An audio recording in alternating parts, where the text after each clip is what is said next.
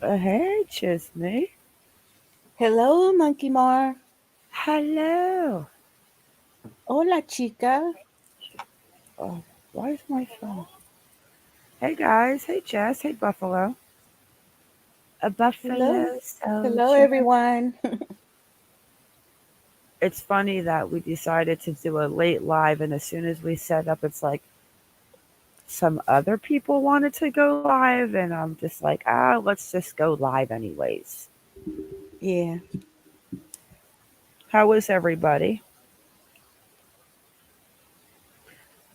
We prefer small, quaint groups, don't we? Yes, we do. Yes, we do. Si, senora.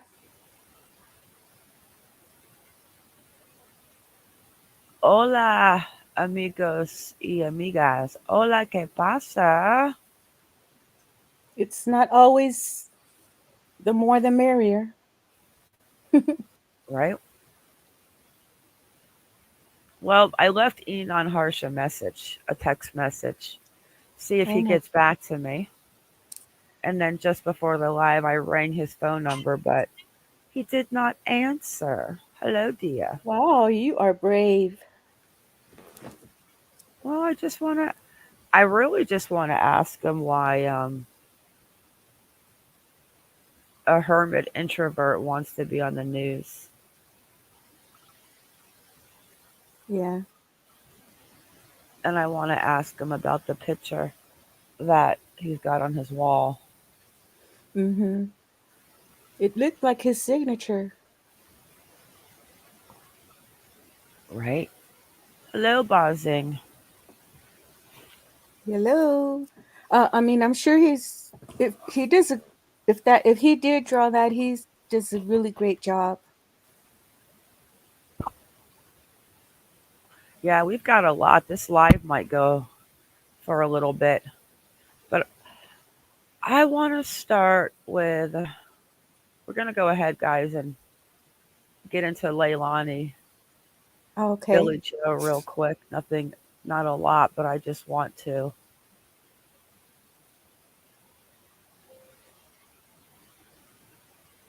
What's going on go with that over. monster? Right?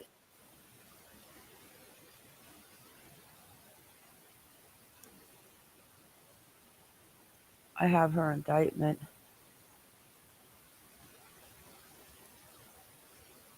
When was that? Do they do that before they arrest him or afterwards? Ooh, this is long. I'll show you guys the indictment, and then we'll just go ahead and watch the DA where she reads off the charges. But this is a big paper.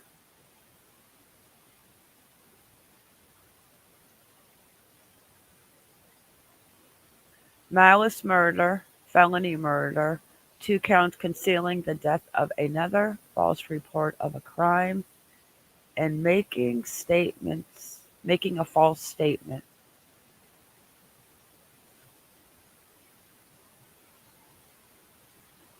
And then it's bringing in the grand jurors selected, chosen, and sworn for the county of Chatham to witness murder and concealing a death of another, count one, malice murder,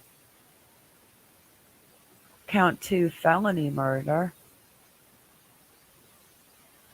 Accused did make an assault upon the person of her son Quinton with an object that, Oh, when used offensively against a person, did result in serious bodily injury. The nature of the object being unknown to the grand jury at this time.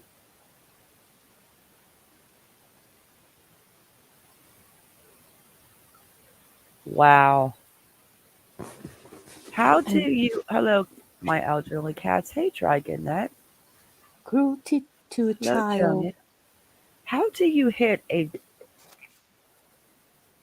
20-month-old child, you know, with a blunt object? Oh my gosh, look at it again. Hello, London girl. I was actually praying that it was an accident and she tried to cover it up. Yeah. She beat him with a blunt object. We got the count three felony murder, cruelty to a child in the first degree, cruel and excessive physical pain. Um, one second, guys. I'm sorry. This is a trigger warning.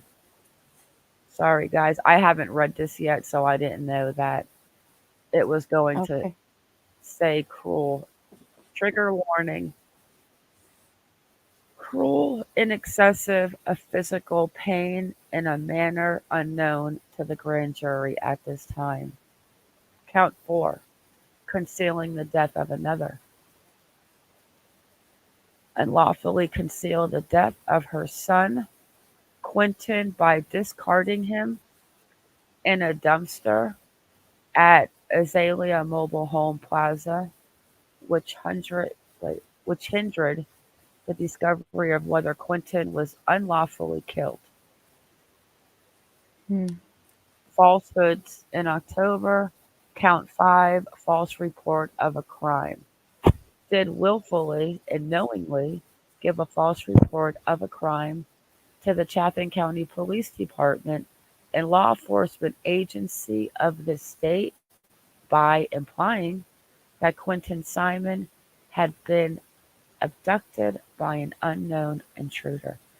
And let's not forget, guys, that the dumpster that she put Quinton in was where her ex boyfriend lived. Not Quinton's father,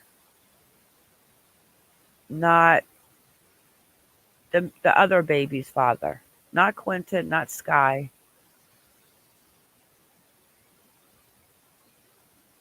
Do you know who I'm talking about? I forget what his name was. Not Bubba, You- the oldest one? not Uh, Daniel, but I don't that know one. why I'm thinking Jade or something like that. But that is actually where he lived because during a live, Kaz did a background to see which boyfriend, and she lived with him in this trailer park at one time. Oh, Count making a false statement by having admitted that she had left her home in the late night hours of October 4th, 2022, to meet her drug dealer, falsely stating that the purpose of this meeting was to pay an existing drug debt. Contrary to the laws of the state of Georgia, the good order, peace, and dignity thereof, making a false statement by falsely stating that the only controlled substance of which she was a regular user of was marijuana. False statement stating that the only controlled substance she had used in the past 24 hours was marijuana. False statement having admitted that she had left her home in the early morning hours of October 5th, falsely stating that the purpose of this trip was to meet her friend Misty to obtain Oragel, a topical pain reliever from Misty. On this trip, the accused had in fact met Misty at a Chevron service station and had obtained Oragel from her. Okay, that's weird.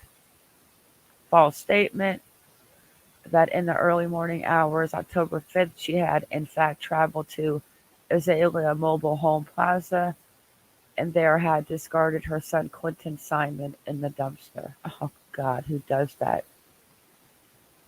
Had admitted that she had left her home to meet her drug dealer in the late hours of October 4th, falsely stating that the purpose of this meeting was to pay a debt. Count 12, that on the night of October 4th, she had used controlled substances contrary to the laws. My gosh. Falsely stating, okay, there's the Oragel again, dumping her son.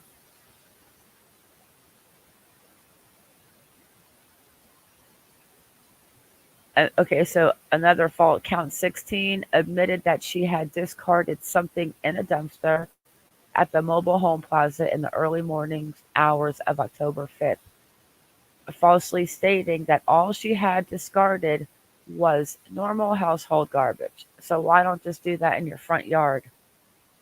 17, that in the early morning hours of October 5th, she had discarded her son Quinton in a dumpster. 18, falsely stating that it was not the accused but rather Daniel who had traveled away from the home in the early morning hours. And 19, having once again admitted that she, not Daniel, had left the home in the early morning hours of October 5th and had traveled to the mobile home plaza, and having admitted that she had had no contact there with her friend Misty, falsely stating that she did not remember what she had done there. Can you imagine Zane? Hello, Agnes. Yes, that's who used to live there, Zane. And at one point, I think Leilani lived there with him.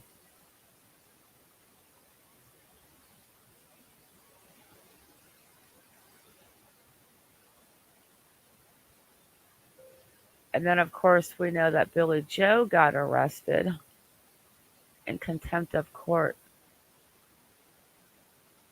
I'm going to have to take a peek after this and go see if she's actually still in jail, because what I'm thinking is that they got her for contempt of court.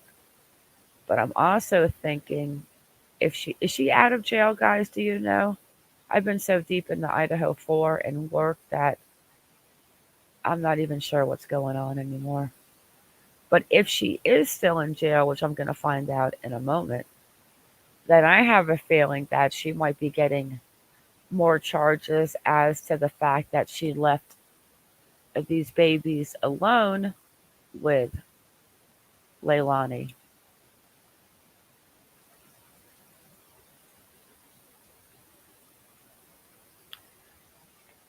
Bozing says, they will lose half the charges and set her up on a plea deal. They might. They might. So the grandmother of Quinton who was allegedly killed by her own mother, has now been arrested. As per Chatham County Sheriff's Department, Billie Joe Howe, who also goes by Betterton as her last name, was arrested on Monday the 12th. It has been said that Howe is currently being held in Chatham County Detention Center on a contempt of court charge. She has apparently been provided with an anti-suicide smock to wear and is on hold for the juvenile court system according to jail records. Besides, her arrest is reportedly not linked to the death of her 20-month-old grandson. Those remains were discovered in a Georgia landfill on November 18th after cops spent months searching.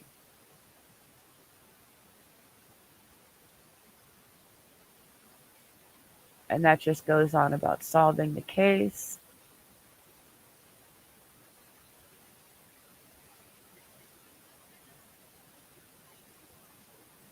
Unbelievable.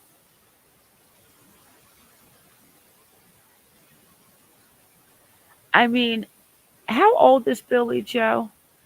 Isn't she like 46, 47?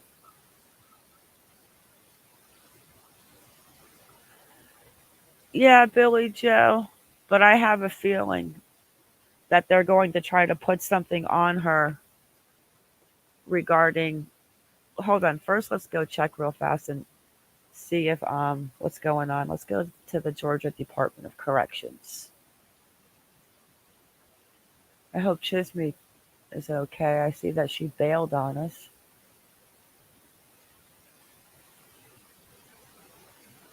Let's go have a look.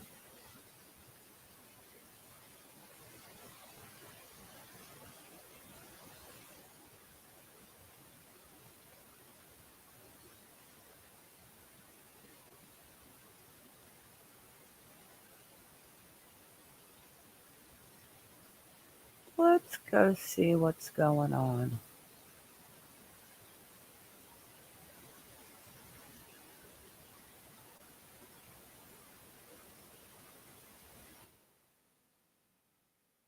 Let me try Betterton first.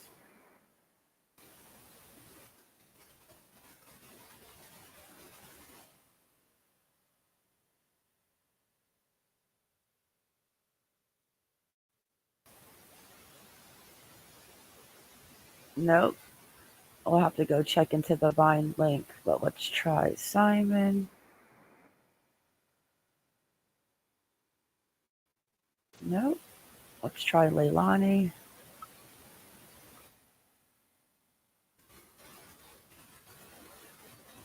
Okay, let's go to Vine link real quick.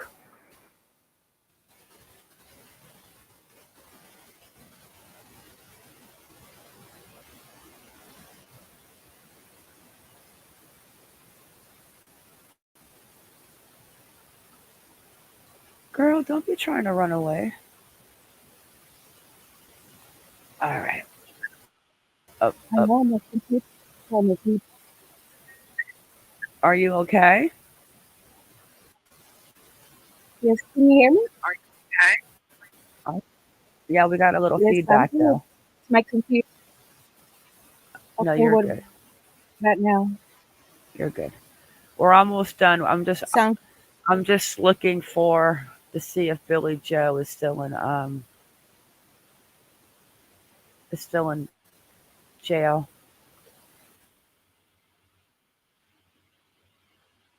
Let's try Betterton first. We'll try a partial name.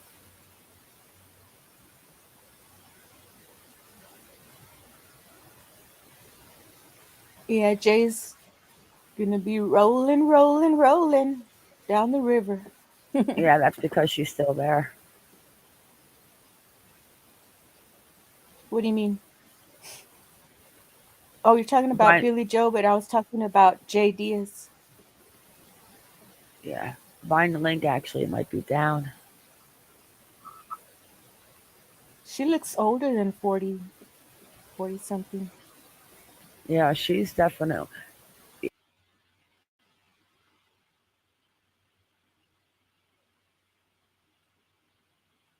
Oh, now you left me.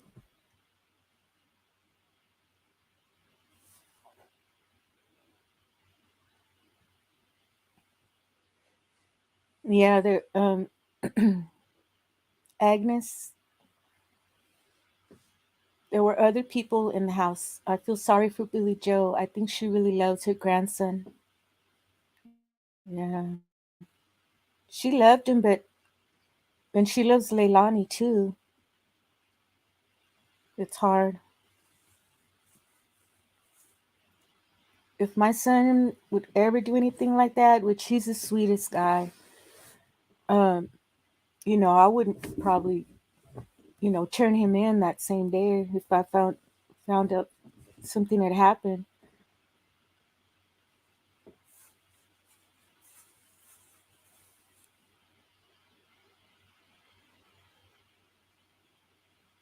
But now she's gonna be in trouble. But did y'all see that video where she was telling the babysitter, she says, I begged you to take them kids, that she was gonna give her $300 a week to take the kids.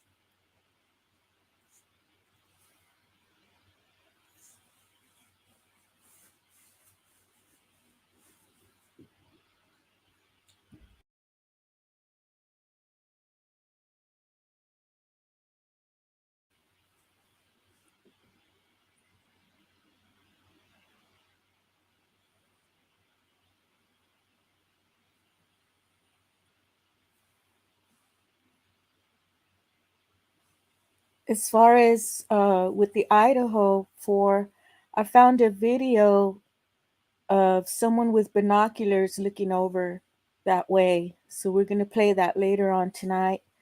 And the emails, they were taken down, but someone has them. Someone got them, and we're going to put them up here where the fraternity boys were emailing. So that's going around all over TikTok. We're going to show those.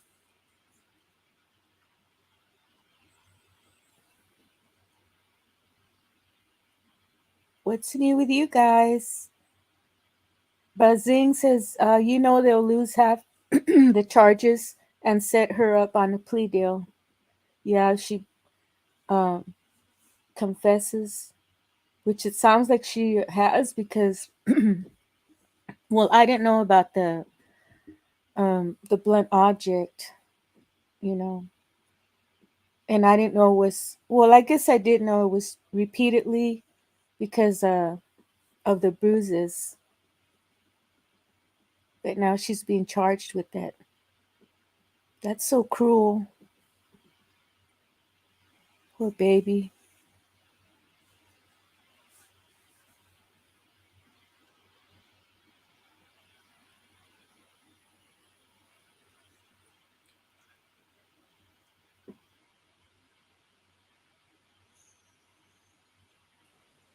Ah, sorry guys, my ferret took my router. Ah, Mm, yeah, she took it. She stole it and she ran it down to I the. know. Spoiled. I was like, what is going on? Why am I talking to myself? And then I noticed the router's gone and she's got the damn couch with her. Okay. She's going to chew through it, and now you're not going to have internet again. Well, no, I got it back, but I couldn't understand why things started spinning because she took it like 70 feet away. She's fast. You have to show her on screen. Ugh. Ugh. Okay, back to Vine Link real quick so we can get into the Idaho 4. I just want to know if she's still in jail. Excuse me. Yeah, she was. Who was there with Leilani? Her boyfriend and her mom's best friend. Well, supposedly Daniel left for work that morning.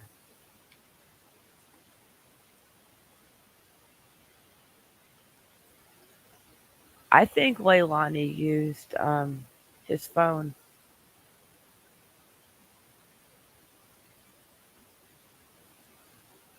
What time was she at the dumpster?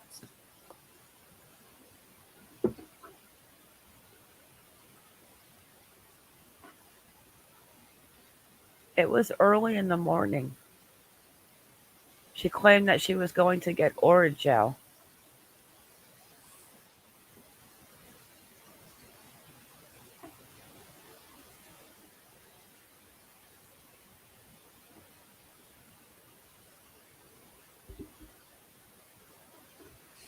Okay. Okay.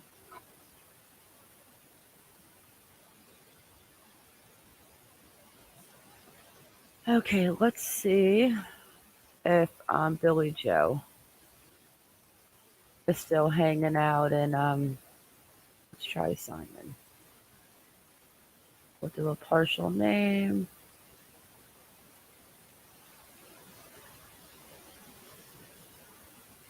Nope. Let's go back real quick and try Betterton.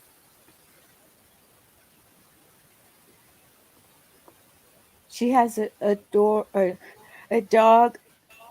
that sleeps on the floor snoring loud, and the name is Lolita. Is there an echo? Mm-mm. Nope, Okay, it's she's just not me. in. She's not in the system. Is it Billy Joe with is there a space between the Billy Joe? Uh, Billiejo, Yeah, but is and there a there's space. space? Yes, and Betterton. Let's try it like that real fast. Nope.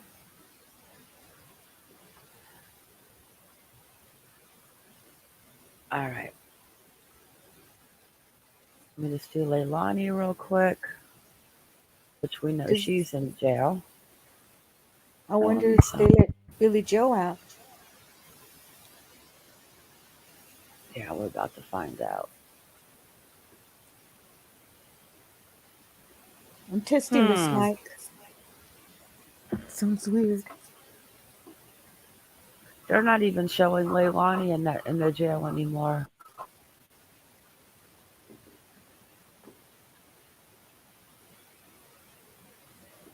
Huh. And we know she's in. I wonder if they're just hiding the information because you know how it's a well-known case. Yeah, I don't know. I actually pulled her up the other day. Let's try one more thing. Let's go to Chatham County.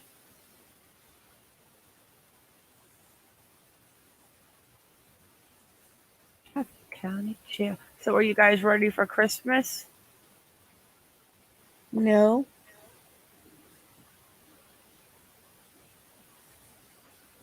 No. I'm not ready. We're not ready. We haven't decorated the trees in the garage. A green, you know, what was alive, an unalive tree. Uh, Yeah, it's been in the garage for about 2 weeks now, but tomorrow's the day. well, you better hurry up and get it up before Santa comes. I know. The grouch is here. Dragonette says, I spent quite a bit on myself. That's right. You deserve it. So did Mar. She spent money on herself for Christmas. Hey, I mean, I'm sorry. Santa sent a really nice gift to you. Is sending a nice gift to you.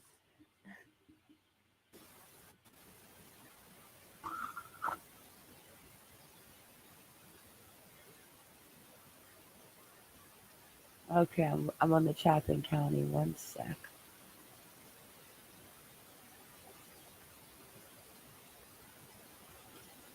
I wonder what an object that what used something in oh,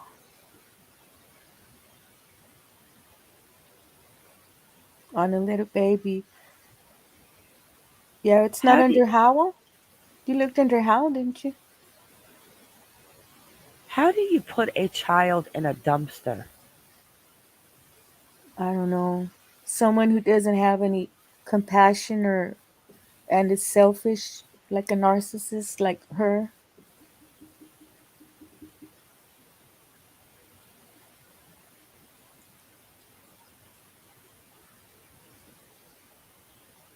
Okay.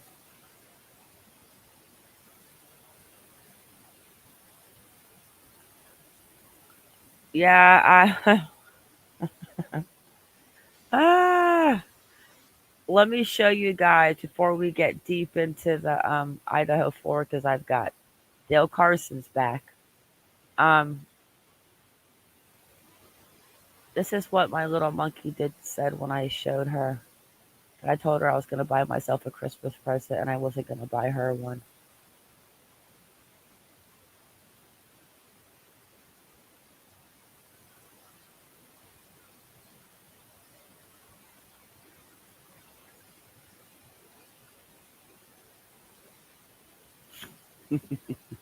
Don't forget to send my present. All right, guys. This is what she's. This is what the little monkey. This is the original. This is Monkey. She's gonna be 16.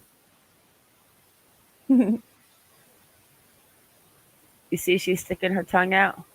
She's an Yes. old girl, guys. Old baby. Oh, She's like, your "Hush, eyes. mama. Where's my present?" Look how spoiled she is. Yeah. Oh Lord. Now mine got jealous. She thought I was calling her with her diaper on. Yep. This is whose channel it is. Little monkey just lets me borrow her channel. Okay, let's go. Let's go into the good stuff.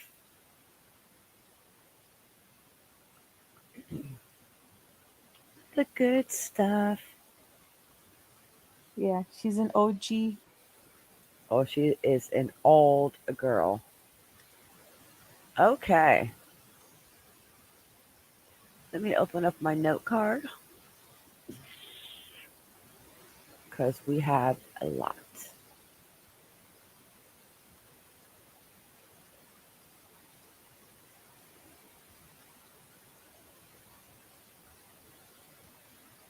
They've been dissecting Enon's interview all over the internet and on TikTok.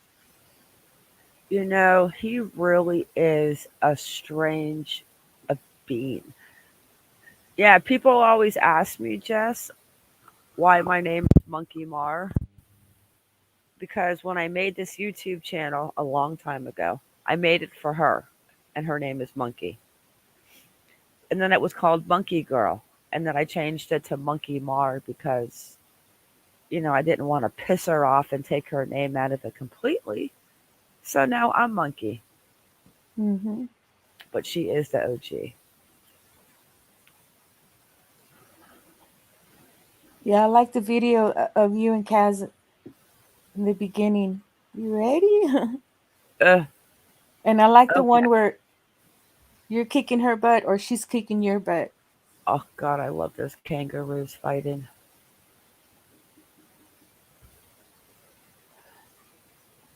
Okay. The first one I want to start with is the the guy at the vape shop that was talking about Kaylee having a stalker. Oh, we're not talking about Leilani? We've already talked about Leilani. Oh, well, I thought you were going to look up her mom's thing, but weren't able to find it? Okay. Yeah, Yeah, we read it. We read it. She was for contempt of court. And okay. yes, while a couple of these, when I go play the circus crime or crime circus, and a couple others, I have a Nancy Grace. I have a couple of them. I will Hmm. definitely go and find the exact charges against her. I'll probably pull the actual court documents. Yeah, and I was telling them about the emails from the fraternity Yep. boys And then you're gonna handle that. Yep. and People the on the video. roofs with binoculars.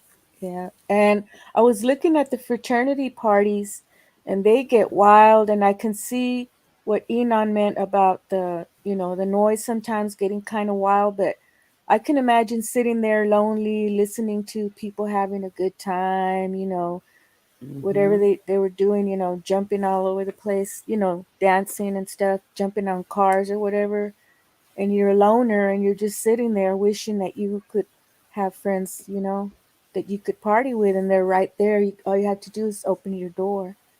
But Yeah. anyway, Yeah, we'll get into him. He's definitely a strange being. Like I said, I sent him a text message and I tried to call him. We'll see if he gets back to me. I just sent him a message and I said, "Hello, Enon." Oh, I just got another text message that said, "Anytime, BD, I seriously love you." Oh, okay, here we go. Stalker. So take me to that's what that you're that getting for whole Christmas. situation with the business in town and what you found out. Yeah, this was interesting, Ashley, and we didn't expect it. We went to this vape shop in downtown Moscow looking for surveillance. Oh, shh. They looked into an incident, Ashley, you might remember, from mid-October from a business.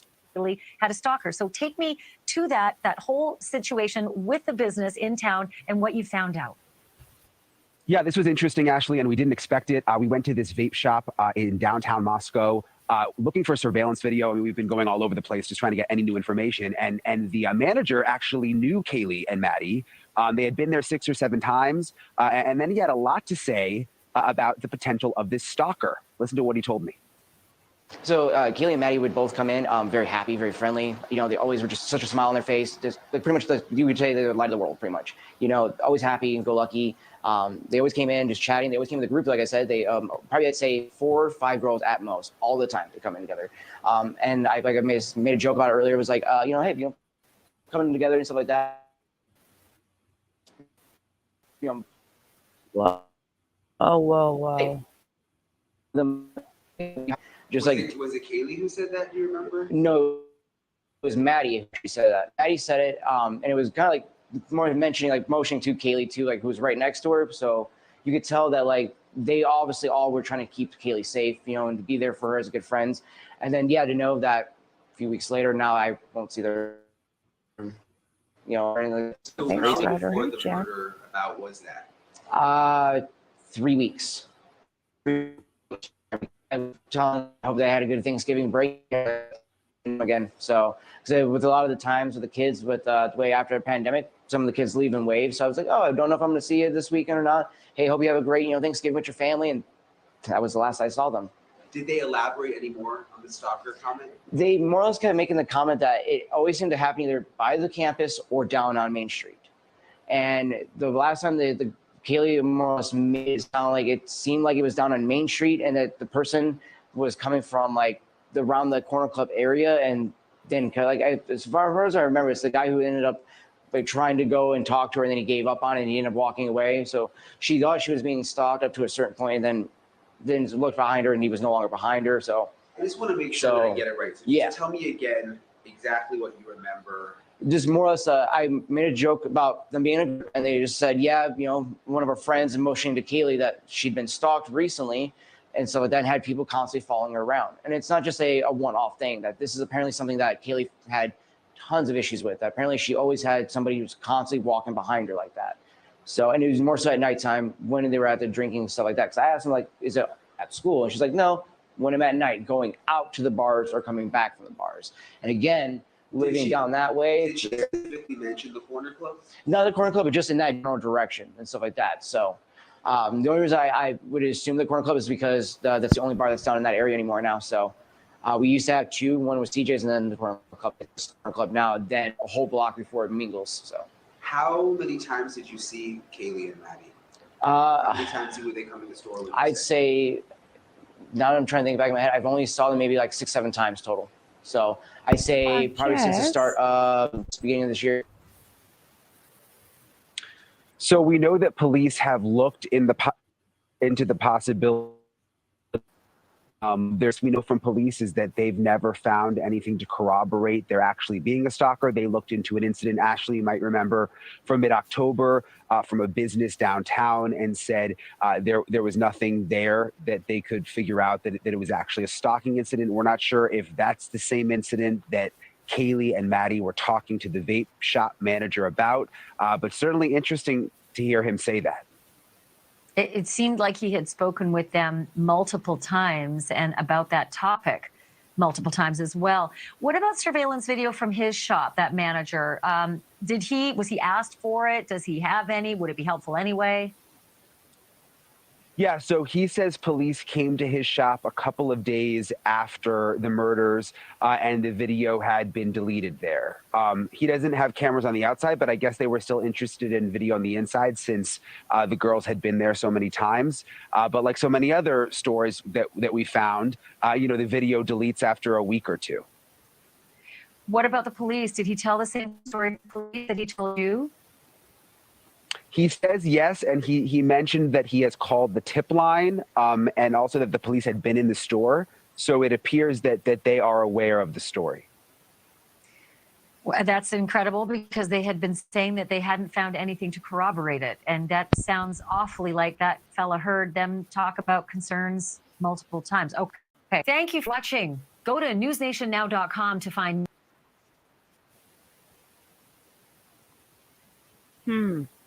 I didn't get any feeling at all off of that interview. What do you mean? I just feel like they're kind of taking an incident where Kaylee was leaving a business. 2 guys were in there that were supposedly like flirting with all the girls and tried to pick him up, and I think they kind of followed her out of the store. She went to her car and they went their own way. I think the person that is involved in this is, I'm sticking to my first theory, even though we're getting ready to watch The Brainwasher right now. I actually left, I must be on really good cough medicine because I left Crime Circus a message under his last video if he would email me because we would love him to come over and talk to us about his insights. He's probably Yeah. like, you know what, girl, you're crazy. No, it's not that you're on medication. That's just you regular. That's a Come on, regular you. Come on, Cupcake. I swear she wants to come be on, on. Chisme. Let Come me on, act Cupcake. like I'm not normally crazy. Oh, Yeah, my so doggy. on my Maybe next tonight. video towards Christmas, Shh.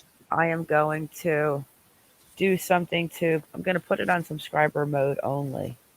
And then I'm going to let the subs and mods and everyone make a comment under the video, and then I'm going to give an Amazon gift card out for Christmas. Ooh. Yeah, and because I'm living in a RV still in the mountains waiting to find a house to move into, it won't be an expensive gift card, but it will be a little gift from our channel. I'm trying, guys. I'm trying. Just having All right. you here with just having us here with you is a gift, a present enough for Aww. us. So this is out um, about 6 hours ago. They're talking about the white Hyundai, and the family lawyer is going to speak. This is what bothers me. A lot of people are getting upset because of the fact that Steve, it's almost like they're trying to say that they gave Steve all this misinformation, but nobody made Steve go out and talk about the injuries to his daughter. He did not have to get a hold of it because we also have to remember that Steve is the one who got a hold of the media to do the interview. He didn't have to do that. He could have kept that, which he should have kept that to himself. Now, what the coroner did was wrong, but I'm going to give her the benefit of the doubt coming from such a small crime that maybe she talks to the family about Yeah. things that's happened. But she Yeah. may have told Steve, but Steve did not have to air it all over Hmm. the world. It was confidential. Hey, Her, Brenda, thank you. Welcome in. but she's yeah, Thank you, because Charlotte. yeah, I can see the coroner speaking to them, like giving them a report. But she is a nurse, and so she's going to give them a report as a family member. I mean, I would want to know, but he's angry, and it's But emotional, and I think he just slipped up and just did it out of in the moment. okay, well, Let I it get slip. that. But now his lawyer is mad, and his lawyer is coming out saying about the information that was leaked out wasn't the. Let's go ahead and watch this. I just think that this Yeah. is just. Let's not turn these four girls and one man that had their whole entire life ahead of them to a shit show. Did you guys Yeah. know that Kaylee had a charge against her? No. It's a it was just a charge of drinking underage. But I think it was back in 2019. I ran all of their background checks. I know, I'm a nosy. You've I'm a been nosy busy. girl. It was yeah, she had one charge for drinking underage. No big deal. All right, here we go. Okay, so Gonsalves, or does that leave that meeting satisfied? I don't, when you don't get all of your questions answered, obviously you're not satisfied. So it's one of those things where we're hopeful and we're optimistic. And, we want them to catch the person that committed these crimes. Sidebar's Hey, Anjanette Marietta. Levy sits down with Shannon Gray, the attorney for the family of slain University of Idaho student Kaylee Gonsalves, one of 4 people brutally stabbed to death. Welcome to Sidebar, presented by Law and Crime. I'm Jesse Weber. Dragonette. We all did it. Went out 18, 17. I remember my girlfriend Heather and I used to go hang out at the Shell gas station and ask people to buy us a California Cooler 4-pack. Oh my gosh. 4-pack. We are continuing our coverage of the California University of Coolers. Idaho murder 80s. investigation. The Sounds quadruple good. killings of 21-year-old Kaylee Gonsalves, 21-year-old Madison Mogan, 20-year-old Zana Kernodle, and 20-year-old Ethan Chapin. Their bodies were found in their off-campus rental home out in the college town of Moscow. They were stabbed to death. It is a horrible, unsolved crime. And in this 4th week, we still have no arrests, no suspects, no recovered weapons. Oh no, Dragonette. This was when we were like in 7th or 8th grade. Yeah, we were young. However, Anjanette Levy, my co-host here on Sidebar, had the chance to interview Shannon Gray, the attorney for the family of Kaylee Gonsalves. Now, we know that the Gonsalves family, particularly Kaylee's father, Stephen, has been quite vocal with the media about his frustrations with the progress of this case. He had mentioned that they hired a private investigator, and I even recall when he announced that they planned to hire a lawyer. I'd say the basic concern that he has expressed is a lack of transparency from law enforcement and miscommunications. But before we get into any of that, Anjanette first asked Mr. Gray, how's the family doing? Hi, Junie. They're in grief. They're grieving. They're trying to handle and manage a lot of things. And, they've hired me to kind of guide them through this criminal justice process and how complicated it is. If you've never been involved in it before, then you don't know anything about it. You don't know the questions to ask, things like that. They've gotten probably 20 to 25 media requests a day. And they still have to live their lives. They have to work. They have to raise their other children. They have to do those things. And so, it's been, the family and I are a team. We work together, and I'm just helping them this process. So. And that is completely understandable. And I also want to mention something else that Mr. Gray brought up. I disagree. And that is the intense criticism that has been leveled at the Gonsalves family, particularly Mr. Gonsalves, because what we've been seeing online and even on media outlets are people taking aim at him specifically. And while there is perhaps a legitimate question revealing information to the world during this sensitive time in an investigation, it's a whole other thing for people to come up and attack and harass him. There are even rumors online suggesting the worst.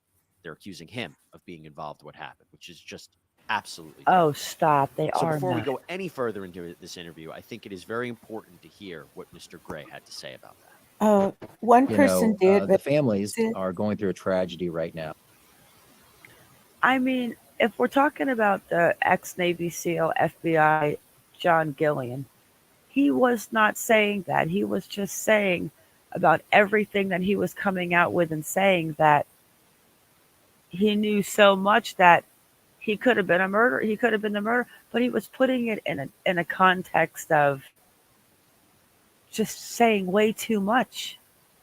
no, I was talking about just a commentator, just a YouTuber. He said, he was blaming him, but I didn't pay any mind. Yeah, I understand that Steve is mad, but I also understand that we need to understand that the integrity of the case, and it's not only his daughter. We have 3 other victims.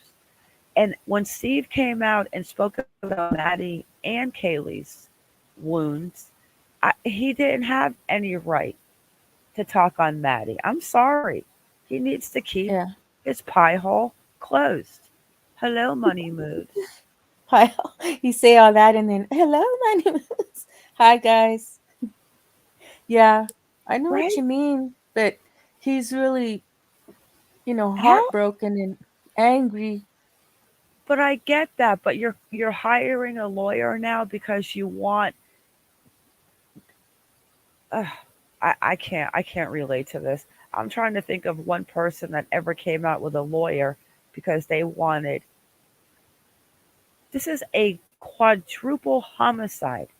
Four college kids that were killed with a fixed blade knife. So he wants the attorney to have the law enforcement release all the information. It's like the he. Let's hear what this. Let's hear the rest of what the he's calling the police cowards. Let's listen to this. I just do not want to ruin the integrity of the case. I don't want something to slip out that could possibly cause a mistrial if this animal is caught. There's so much involved that Oh, just got to be yeah. careful. And Dragonette says, well, Maddie was sort of It's like Steve's emotional, second it's daughter. raw, and there are some media outlets that are picking apart interviews that the Gonzalez family has done, Steve or anyone else. And I would like to say that, you know, if you are in a position where you are going after the families of individuals that their daughter was murdered, you need to take a real hard look at yourself and not do that anymore. The other part of it is that there shouldn't be news platforms that are giving those people talking points, and that they need to be aware of those things. So, you know, they can say whatever they want, because we should show some compassion, some kindness, and some understanding towards all of the victims' families through this really troubling time that they're going through. It's a story for a lot of people, but it's a life. I'm gonna Google right now other people that are blaming Steve Goncalves, but I have a feeling he might be referring to John Gillian, the bald man. That's the ex-Navy SEAL that came out talking about how much the dad knew, how much the dad was giving away, and this and that. But what are we going to do? We're going to sue John Gilliam now? I mean, come on. This is He's the crazy. guy we saw last night. The bald Correct. man with the eyebrows. Yeah. Okay. He was on the bottom of the Surviving the Survivor. Mm-hmm. Yeah. I got another video from him out today with two other amazing people. Let's get through this, lawyer.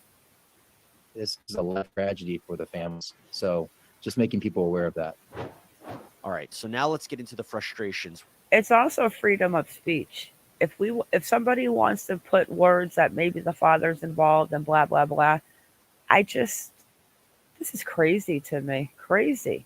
With law enforcement, between not release enough information about what is happening or this mixed messaging, this has led to people losing confidence in the Hey, Money Moves, I hope you're feeling good today. Authorities. And this has also spawned conspiracy theories. Sometimes when you don't have enough information, there's too much information. Well, Mr. Gray talked about meeting with the different members of law enforcement and these authorities. And here's what happened. Well, we had a meeting with the investigators on Monday. The investigators, the prosecutor, Chief Fry was there. There's a few other room. Going that was accountability and communication. Accountability meaning that a lot of the information that had gotten out had been inconsistent and confusing, not only to the families, but also to, I think, the public. You had the coroner making statements. You had the Bill Thompson, the prosecutor, making statements about targeting, and then that was walked back by Chief Fry in another statement. You had Art Bedke, within a day or two, making statements about crime of passion, and so a lot of inconsistencies, and that consistency promotes trust. And so, part of our theme going in was, there needs to be some accountability within the investigation about having really one voice. And that, they made a lot of decisions during the investigation to do things or not to do things regarding help, reaching out to the public and having the public help them during the investigation. And we wanted some answers to there. I came in with 5 pages of answers, of questions, and we walked out with not much being answered at all. The second part was communication. They've done a really poor job of communicating with the Gonzalez family, and most of the families. And so we wanted to make sure that they were now aware that what our expectations were, that it's the investigation, the families, and then the media. the Gonzalez family should never hear anything on a press release or social media release or anything like that. We don't know at first. Yeah, I mean, I hope they're receptive. I hope that they are mature enough to be able to take some criticism and under the expectations that we have. And I wasn't popular when I left that meeting by any means. Now, he did indicate that he's taking them at their word when they say that they're hopeful the investigation is Just moving forward. He said it's not his job to be critical, but to merely express concerns that the family is having. Having said that, we do have to talk about his stance on the coroner. I'm talking about Leta County Coroner Kathy Mabbitt, because according to Steve Gonsalves, Mabbitt revealed very gruesome details of the killings to him, and that she herself, we know, has spoken to the media talking about the toxicology reports, the extreme nature of the case, the possible murder weapon. Mr. Gray was not too happy about her.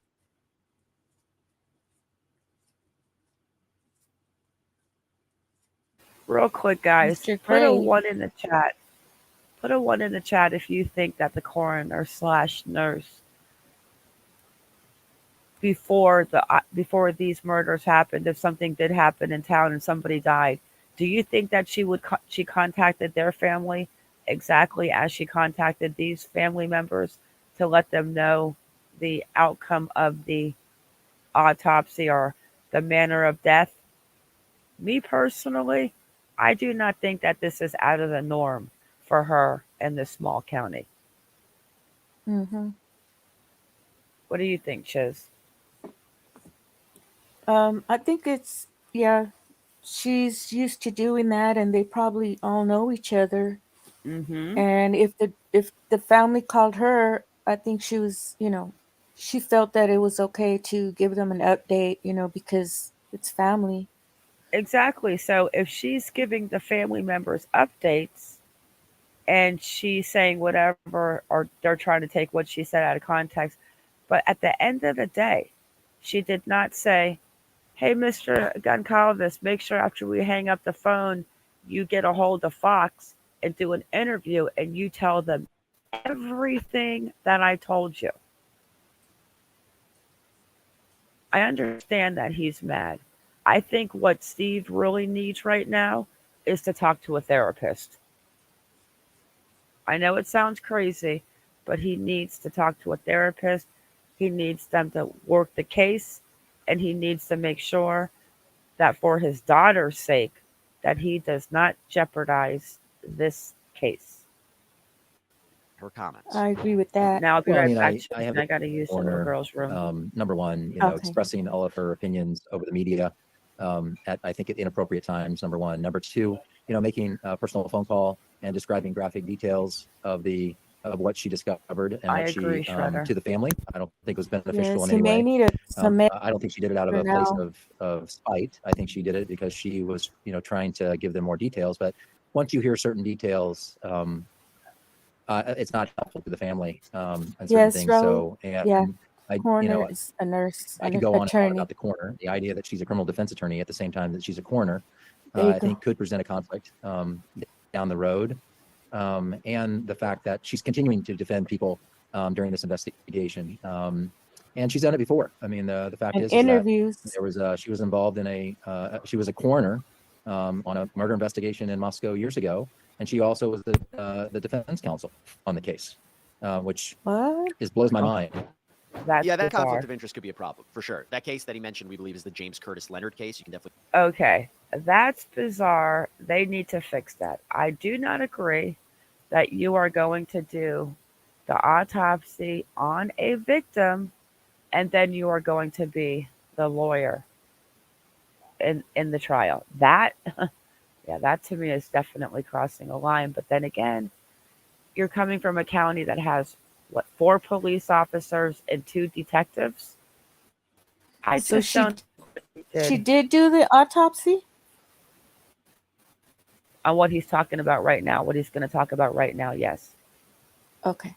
Okay, so let's listen to this. That part is wrong, but like Shredder said too, with the compassion to the family, I don't think her calling the family and letting them know had anything to do with it. And I also think that if she was not allowed to do that, I would have thought that the FBI, the state police, the police in the county would have said, listen, do not tell the family anything regarding the results. Check it out to see Abbott's role here, but he wasn't shy about criticizing her actions. Now, he did say that law enforcement hasn't indicated to the suspect family that they're keeping things close to the vest, including about that white Hyundai Elantra. I would Okay, I'm have gonna just go. said multiple stab wounds if if I were in her position. He didn't have to tell her anything, but it was just, you know, it was the type. It was a homicide, and the cause of death was sharp object, whatever it may have been. Hmm. And yes, they're requesting the second autopsy. Oh, there's But they Fiona. were cremated. Yeah. They Not were only were they cremated. cremated, but when they were cremated, I know Ethan was cremated. I know Maddie was, and I know Kaylee was. I do not know about Xana yet, but I know that Maddie's parents brought her ashes over to Kaylee's or vice versa, so that their ashes would sit together, like to comfort each Yes. other. Okay, let's get through this, Chisme. We don't need to talk for do the rest of this. We got 2 minutes left. Sure that Okay. police had asked the public's help in identifying. They said it was near the crime scene at the time of the killings. Anybody white Hyundai Elantra that police had asked the public's help in identifying. They said it was near the crime scene at the time of the killings. Anything anybody knows about the car or the occupants of the car. Well, according to Ann Jeanette, the Moscow County Police informed her that they are getting useful tips on that Hyundai Elantra. Well, through our tips, through our leads, some of the evidence that came in, we start to identify patterns. And like we said earlier, we are confident that the occupant or occupants of that vehicle have information about this investigation. We also understand that even though there's sometimes a fascination with a particular case, some people simply don't see the news and may not know that we're looking for it. So if we get the word out there, hey, maybe your neighbor has one in the garage that they don't drive very often. Maybe there's one that's just not on the registration database. Let us know. So far, we have a list of approximately 22,000 registered white Hyundai Elantras that fit into our criteria that we're sorting through. That's an awful lot of information, but it may not be all of them. So the public can help us with that. And Mr. Gray finally said that the reason a reward hasn't been put out for more information. Yeah, there's a lot of white cars out there there. in the investigation to do that. That if they put out a reward, there could be a flood of non-useful information and leads. And as we continue to report on this case, we encourage anyone with useful information to call the tip line, the Moscow County Police tip line at 208-883-7180. You can email tipline@ci.moscow.id.us, and digital media submissions can FBI.gov/Moscow. All media goes to FBI.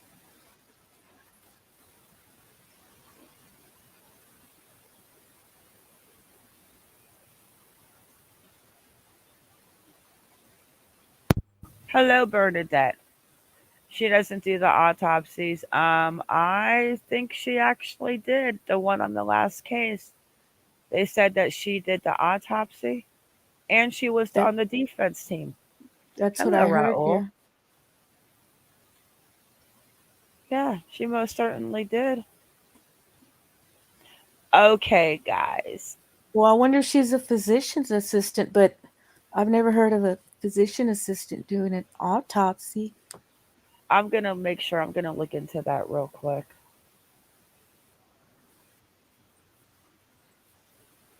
Wait a second. Okay, let's go ahead and get into this real fast.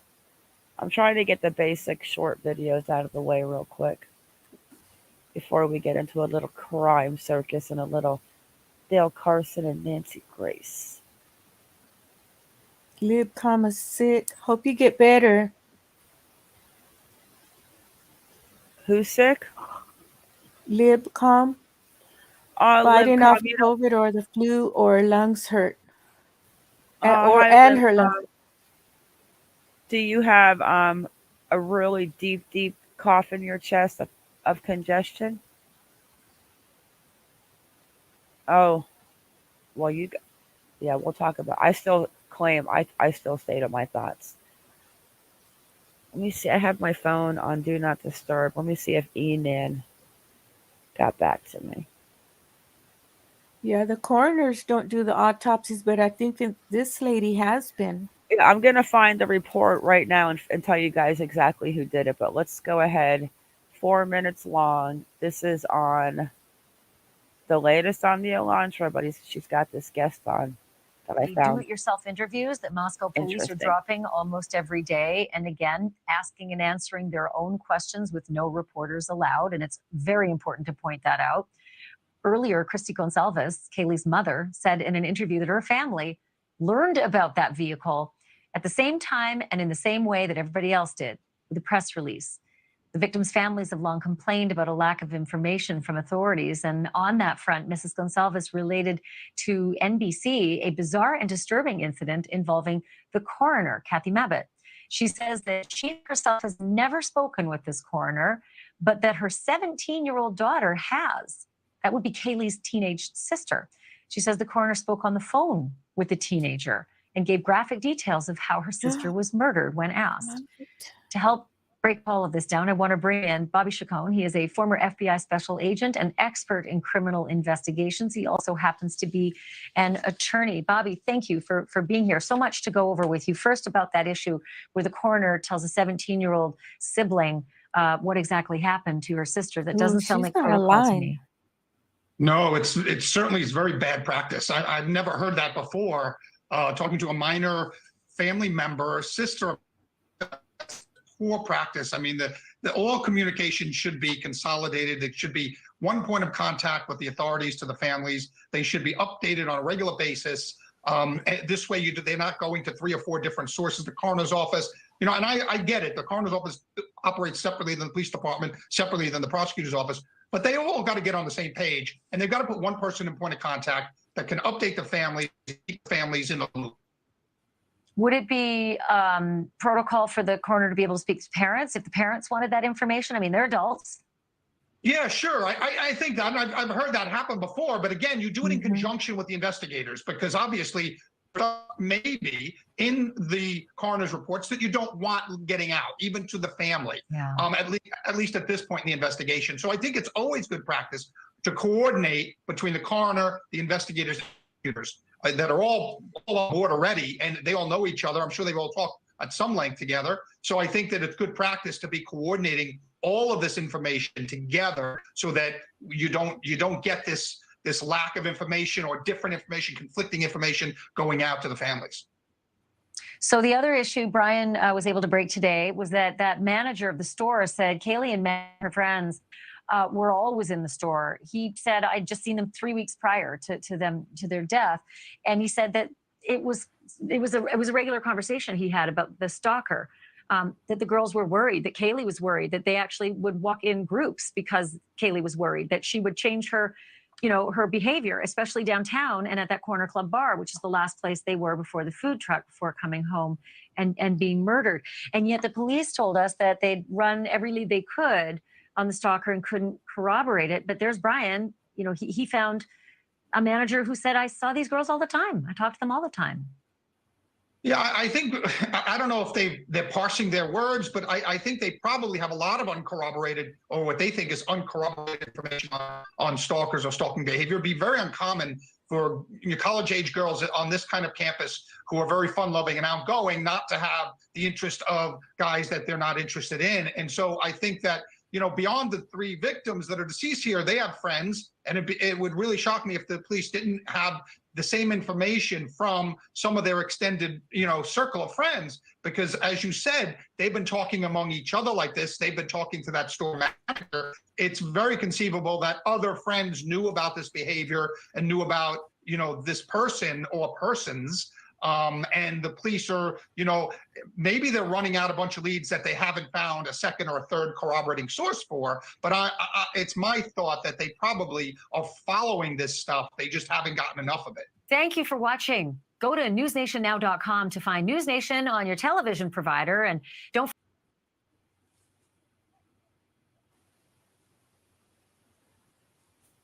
See, now what he said to me makes sense. That you can tell the family, but why is the family coming out and telling the world? Mm-hmm.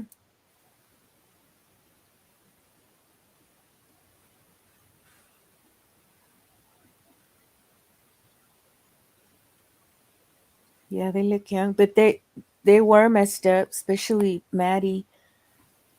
She was stumbling. Yeah, the coroner. One sec. Let me see this coroner report real quick.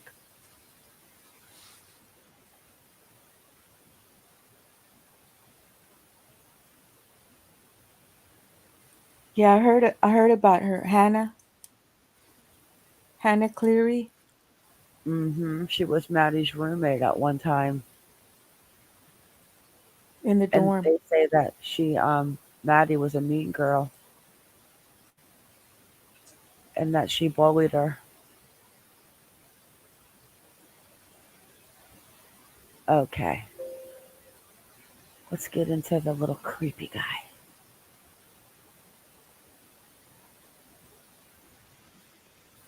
Now, you know what? Let's watch a little Nancy Grace first.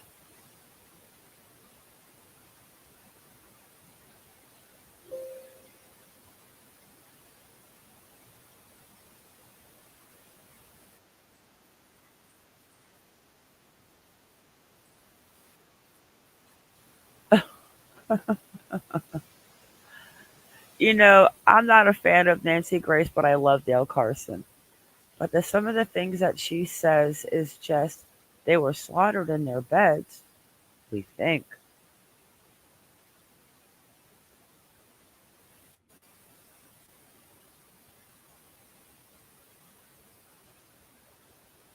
Yeah, I She's a like spe- her. she's a tough cookie. I know. And that her coworkers are they're used to her, so they don't argue with her, that's for sure. Mm. Yeah, so it looks like they're twins, because when they take photos, they're so close together, sisters. I am convinced. I mean, I just, like I said last night, I don't think I'm going to have to say Ian Enhars probably didn't commit the crimes, but he definitely fits the profile to a T of the person that did, in my opinion. And I believe that it was somebody that was stalking them right outside of that window, watching Hmm. them, whatever the case may be. And then I think that when Kaylee left, and then that person saw her back in town that night, and I think it just triggered Yeah. triggered the rejection. Oh, there she is. All Yeah. right, Nancy.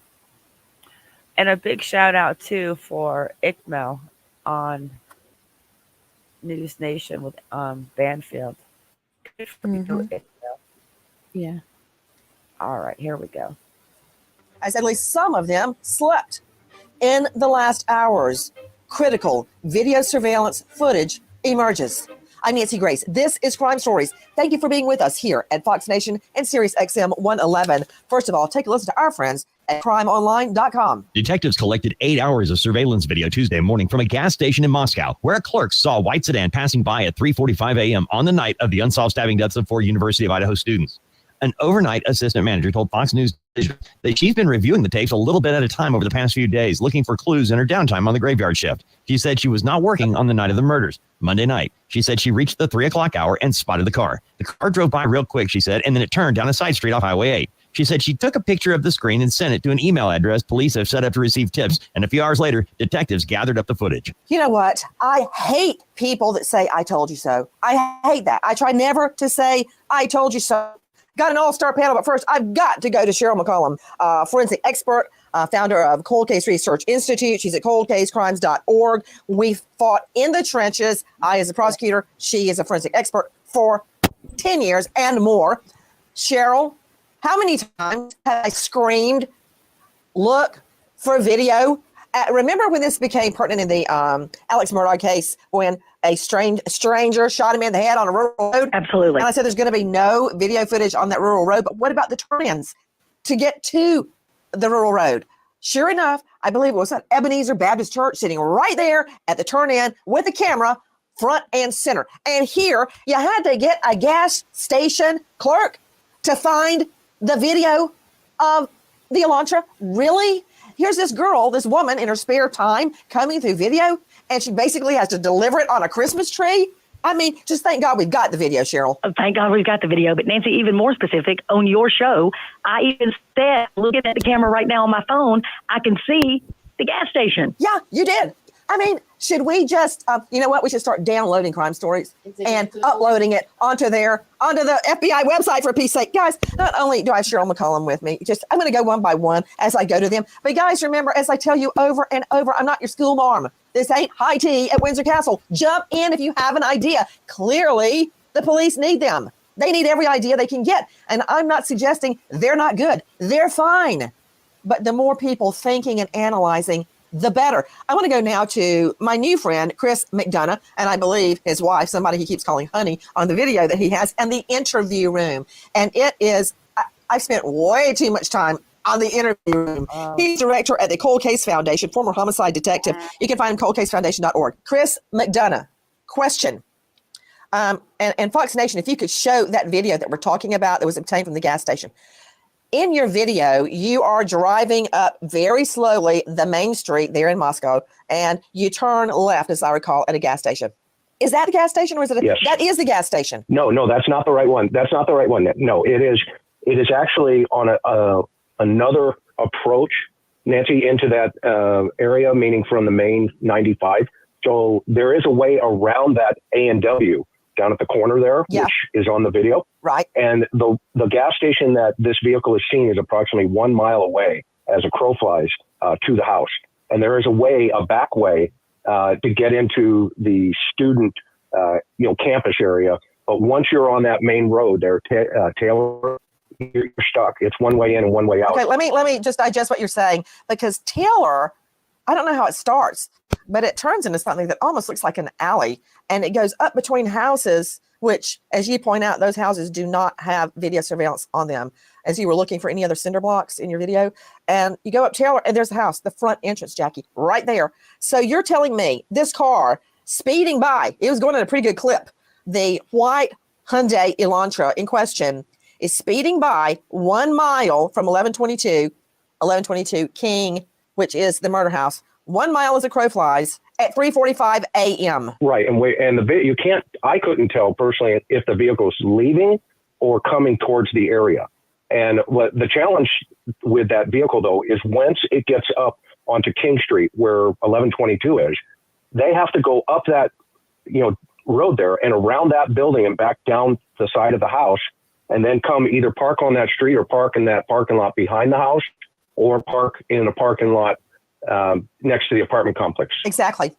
I've argued to juries many a time. I'm going to throw this to Irv Brandt, Senior Inspector, U.S. Marshal Service International, Chief Inspector, DOJ. It goes on and on. Brand new book coming out, Solo Shot. It'll be on Amazon in January. No thanks. Author of Flying Solo, Top of the World. Well, I hear Chris. Irv Brandt, as I have argued to many a jury, nothing good happens after midnight.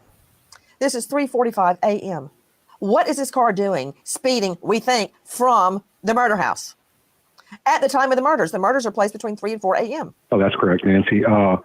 You'd be able to narrow down the reasons fairly quickly as to why a car would be going specifically into that. Like you said, there's.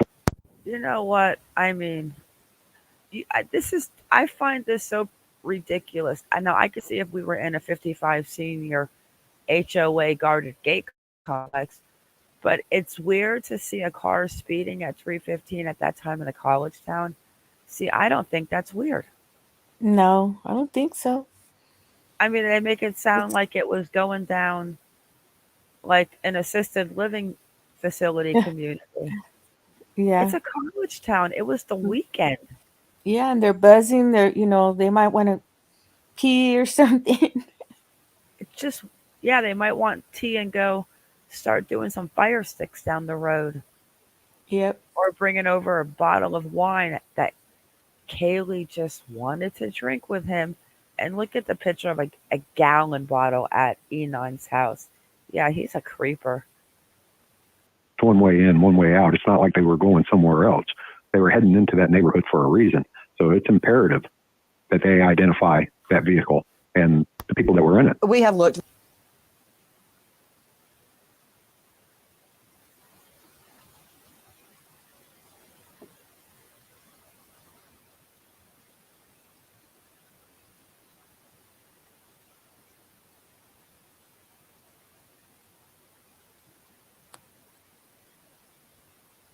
very carefully at all of the homes, and there are a lot of them. You can't really tell from the picture we keep seeing on TV. It's very congested, very crowded. It's student housing on top of student housing, and it's almost like an alley driving up King, especially when you add in ice and snow. Very difficult to get up and down that hill without a four-wheel drive. Elantras, that Hyundai. Oh, God, she's pissing me off tonight. She's so dramatic and she's not with the facts. First of all, there was no snow or ice on the roads at that time, okay? That came after the fact, while it destroyed any evidence that could have possibly been on the cars that were towed 12 days away. Nancy, get it right. No snow, no ice on the roads. November 13th. Oh, she's met her Elantra match. does not. Shit. But I mean, get the facts right. We know for a fact that the first snow was after the incident because the cars got snowed on. You know, Yeah. Nancy, you should be ashamed of yourself. I'm only kidding. Yeah, come on. Stop being so dramatic, woman. Not have a four-wheel drive, but there is a parking lot. You go past the house and up around, and then there is actually a parking area in the back of the house and above the house. You're going up an incline. And if you were parked there, you could easily come down. I'm just wondering, could the car have been parked there? Right now, we're talking about the video surveillance. Joining me, Stephanie Pagonis, crime reporter, Fox News Digital, on the case from the get-go. Stephanie, tell me, you've looked at the video all a bit for our listeners and viewers right now. That's correct, Nancy. And just going back to what you said quickly, yes, it is easy to access this home from behind it. There is a road immediately behind the home named Walenta Drive. I personally was there and I parked there, and you can see this crime scene from Walenta Drive. Now, going back to this video, yes, this woman said she actually examined the video hour by hour, bit by bit. And when she finally got to the 3 o'clock hour, she was able to spot this white vehicle. Police were able to recover 8 hours of that footage. It shows this vehicle near 802 Troy Road. This is about 1.2 miles, not as the crow flies, that's in a car, 1.2 miles, but yes, approximately 1 mile. Now, I just want to emphasize here, and I know that Chris knows this from being there as well, but Moscow is it's small. You can probably count on two hands how many gas stations there are. Troy Road, it is very close to Taylor Avenue. Actually, Taylor Avenue turns into Steiner Avenue, which is the intersection near where this gas station is located. So about a mile from the home, the car is flying like a bat out of hell. And I heard, Chris McDonough, that it turns down a side street near Highway 8. What does that mean to you? Was it getting on Highway 8? Yeah, well, they could obviously be evasive tactics of some sort. But what's really interesting is we have, the police, when they're first there and they're processing the scene, as you know, Nancy, out in front, they're measuring, what appears to be some type of tire marks on the pavement, as well as the house. If you're standing looking right at the house to the right, that blue house, some of the early footage, you see a webcam in the exterior porch light. And then later footage, you see that camera has been taken. And you see, I saw one news report where there was an officer coming out of that house and that camera's gone. So I'm supposing or, thinking that they gathered that footage and maybe that vehicle would have been seen leaving that particular area. Question to you again, where was that camera? Where again was that camera, Chris? It was screwed into the porch light. It's one of those webcams that, and it was screwed into the porch light. But when you go back and look at some footage, you'll see that it's missing, but you'll see it initially there. Wait a second. Have you ever heard of anyone unscrewing the camera? What is the footage like up in the camera being stored? That's what I was thinking. Why would you need that, get a memory card? You should have a memory card or it's not like the old days. And let's not forget too that Chris McDonough found that black glove that was by the garbage cans. Mm-hmm. And also, while he's talking, I'm writing down all these addresses because we're going to go have a look on the map. I also find it funny that King and Taylor Road, not Main and Taylor, that they talk about, that's where that was, all those incident reports about the creeper hanging out the store, sticking his tongue out, following people. is that same exact area leading up to the crimes. Yeah, and Junie says, yeah, it goes straight to the app. That's true. Hi, Mhm. Pikey. Never saw you before. Hello. Yeah, Howdy. yeah, I'm looking into that right now, Pikey. I'm mapping out the area so we can have a look right afterwards. But Unless someone didn't want them to know there was a camera there and took it off before the cops could go and check for cameras. I just feel like a lot of people are trying to get their 15 minutes of fame. The only one that bothers me about the fame is Enon because he continuously said that he was a hermit, he was introverted, blah blah. But I don't know. I have a feeling that maybe they're reaching on this car. I don't know if this car is going to end up having anything to do with it. Well, I did notice there's a bunch of white cars in that little area. Well, someone posted all the cars on TikTok. Yeah, you're Not going to show all of them. Yeah. but you're going to show us that, Not right? necessarily the cars, but some of them, yeah. Yeah, And okay. then was it Libcom that sent you some addresses where there are white Elantras? Oh, I've got all that. I've got it all. Okay, Oh, let's child. continue this. Come on, Chris. Every time I hear Chris talk, I honestly think of no thanks, Doug. I mean, he does the best impersonator of hello, Mystic Firefly. I actually saw you today in a chat, actually Doug's chat, I think, and you were talking about um, Crime Circus. Yeah, he's absolutely my favorite. We're going to be Yeah, I like playing them. his video after this one. I love him. It I was think funny this. because I was telling Chisme earlier on the phone, I said, "What? I just got congratulated on YouTube." So I went to see what the congratulation was, and it said, "Congratulations, Circus Crime gave you a heart." Oh, I'm gonna Mm. cough. Sorry, guys. I have a chest cold. Okay, here we go.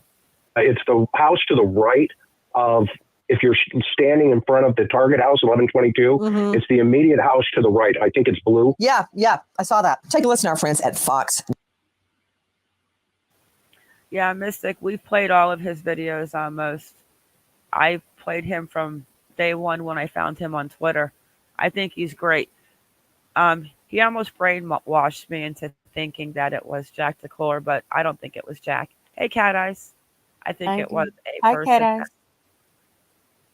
I'll tell you guys my theories at the end. I want to hear all what you guys think and who you guys think it is. News. Fox News learning this afternoon that investigators have also collected hours of video evidence from a nearby gas station that's only about a half a mile from the murder scene. We've been trying to use those videos to garner new information. As you can imagine, there's hours and hours and hours of video, so it does take a lot of time. As police comb through that video from at least 2 local businesses, we're learning more about some of this other DNA evidence in that car they're looking for. And we know the front door of this home was left open, according to a neighbor, for hours before police were ever called. Crime Stories with Nancy Grace. With me, guys, Dale Carson, high-profile lawyer out of Jacksonville. And as much as I respect his legal acumen, he's here because he's former FBI agent, former police officer in Miami-Dade, author of Arrest Proof Yourself. Don't like that. But you can find him at dalecarsonlaw.com. Jump in, Dale. Yeah, Nancy, we were talking earlier about going up behind the house in that little hillock there, where this white car may have parked, and someone earlier said that they had been there and you could see the back of the house. We've talked about this before. Yeah. That little area, that wooded area, is so critical. Yeah. And every person who's investigating a case, like myself, has gone into a house and found a wallet from the perpetrator in a burglary. I don't understand why they haven't removed all the surface dirt and screened through all that material. There's no telling what you might find connected directly to this. Well, I do know that it's been cordoned off the crime scene tape. I have been saying that area, you guys know that watch me and come to the lives. Week 1, I said that creeper is up in those trees, but I think they need to pull that crime scene tape about 200 feet to that parking lot. Up on the hill. tape. Now, I noticed that originally there was one round of crime scene tape, and I think they expanded the area because you can see 2 lengths of crime scene tape, one encompassing the first crime scene tape. I agree. Everything needs to be combed over with a fine-tooth comb just behind that house on that steep incline that Dale Carson is talking about. So we have a shot of the white Hyundai Elantra.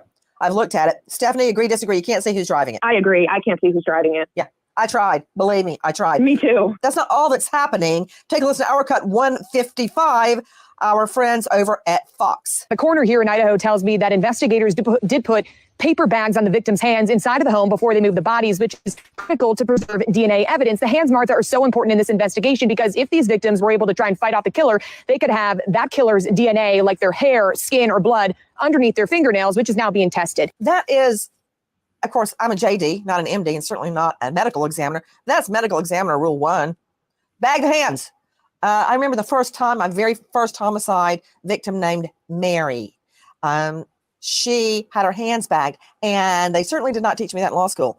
And I said, when I went to go visit the medical examiner to make sense of what that medical report, the autopsy report said, I said, why are there bags on her hands? And he told me. With me right now to tell you, Dr. Priya Banerjee, board-certified forensic pathologist. You can find her at anchorforensicpathology.com. I'm not even going to ask her how many dead bodies she has analyzed. Dr. Priya, why are hands bagged of murder victims, and why paper and not plastic? Yeah, I mean, I hope people listening to this can learn from it. First of all, I've done over 3,000 autopsies and over 150 homicide cases. And on top of that, you have to treat many cases as suspicious. And if you have an inkling that something may be awry, you bag the hands, because all that does is it protects the hands and evidence. If they fought back, DNA is our friend now, right? We have so much to learn from DNA. You never know what little tidbit can help you. And you don't want plastic because just like groceries, it doesn't breathe, right? You don't want moisture trapped in there. Moisture is not our friend when it comes to biological material. So you want nice paper bags, sandwich bags. They are cheap and easy. Everybody can get them. And what do you bag them? What do you tie them with, rubber bands or string? Rubber bands, I usually use duct tape, but anything. Why do you need it to breathe, Dr. Priya? You don't want it getting moldy. You don't want evidence degrading. Moisture is not your friend. Water is not your friend. Plastic's going to get condensation and trap that moisture, and away goes your evidence. Yeah, I was surprised to Stephanie Pagonis joining us. Hey, Dr. Priya, you're a little too polite for crime stories. So I need you to just, when you have an idea, just jump in. And you too, Karen Stark. I haven't heard a peep out of you. Stephanie Pagonis, there were all these headlines in the last, let's just say, what would you say, 12 hours? Hands were bagged. And I thought, they darn well better be bagged. I mean, that shouldn't be. Yeah. It shouldn't even be a question. No, it shouldn't. It'd be a headline if they weren't bagged. Right. But that is SOP, standard operating procedure. But I guess Karen Stark, New York psychologist, renowned in her field, joining us out of Manhattan today. She's at KarenStark.com with a C. Karen, sometimes I forget if I'm not here in the studio or on a crime scene or in court. Everybody doesn't see dead bodies all the time. Remember that, was it in Sixth Sense? The little boy says, I see dead bodies. I'm like, me too, like all the time. So I guess when civilians, or normies, as I call them, see a dead body with bags on the wrist, on the hands, you think, wow, why are their hands bagged? That's not normal. It actually is. This is very disturbing to a lot of people. I can't even go to the grocery store with people without people asking what's happening in Idaho. So seeing hands bagged would be something shocking to a lot of people, Karen. And hearing about it, and what that I was trying to say, and you just came to me just then, is that if you think about the parents, right, and they're grieving, and they're hearing about hands that are tied, and they have this visual, not only of what might have happened, but especially with Kaylee's dad, who keeps talking about, gorges that she had, and now they're picturing their children with their hands tied, and it's just awful to have to keep thinking about not just what happened to your children, which I can't think of anything worse, right? You know that, Nancy. But in addition, these details about what's been done to them, how they look, it's just horrific. I think that's from an investigator. Oh, yeah. Jump in. No, go ahead. Oh, I was just going to say, yeah. I mean, I get asked a lot, how do I do my job? Because it is dealing with the most horrific things often. And, I think you have to step back, because what's quote unquote normal to me every day doing my profession is, the opposite of normal. Why is that so weird to bag their hands? I see it like on all the crime shows that I watch now. Well, they were just repeating it over and over, and all of the, when the experts were speaking, they all mentioned, bag the hands. But they do that so that they can preserve evidence on the under the fingernails. Yeah, but she says that that's everyone should know that instead of, mentioning it all the time is what I took from that. Hey, Black Eagle, you ready for the next 2 days of snow? I'm not. Yeah, we got 2 days of snow. Flooring. Okay, let's continue. Okay. Really, and so I try to be as sensitive as I can when even delivering information, because what we're talking about, what rolls off our tongues, and especially me as a medical examiner, I look at it as like, I got to do my job.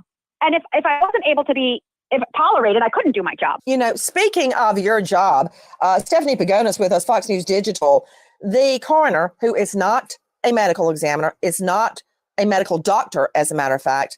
Didn't she major in political science? She was a registered nurse somewhere, and she got her law degree, as a matter of fact, representing murderers. That's correct. Okay, I have a big problem with that ethical issue, but I'm not concerned about that today because I don't think it touches on who committed this quadruple murder. But I do think she should shut her pie hole. Now, that's certainly not a technical legal term, but to use Stephanie Pagonis, now she has come out again and weighed in on toxicology reports of the victims. Yes, that's correct.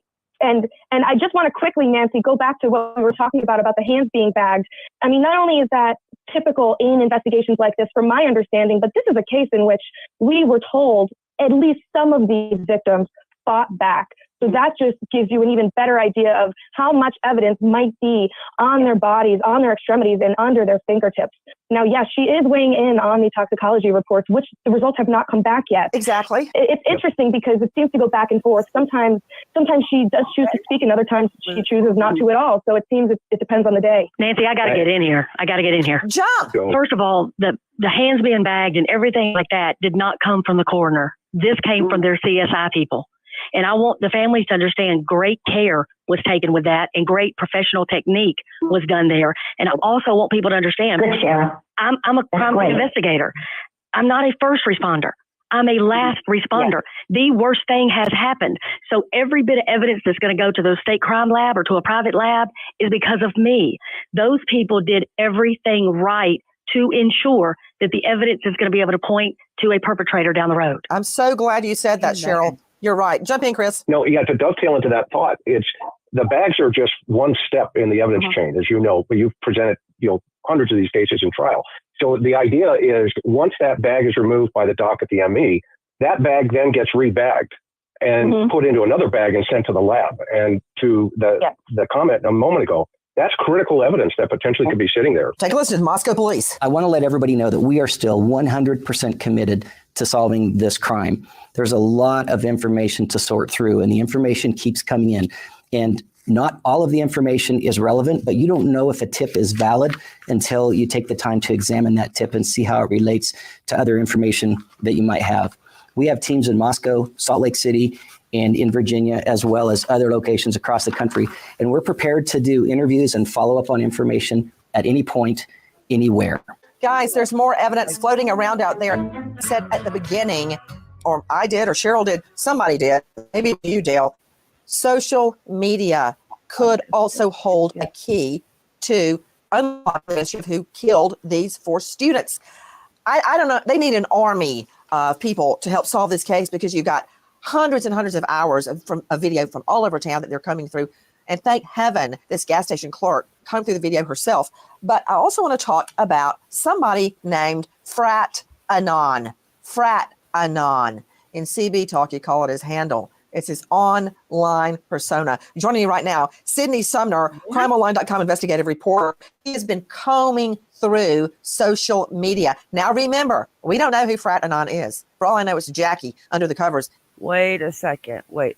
Have you guys heard of this frat Anon? First time for me. Oh, this is new. Mm-hmm. Huh. Like I said, guys, not that I think that they did it, but him and the neighbor, his name is Jeremy, I think.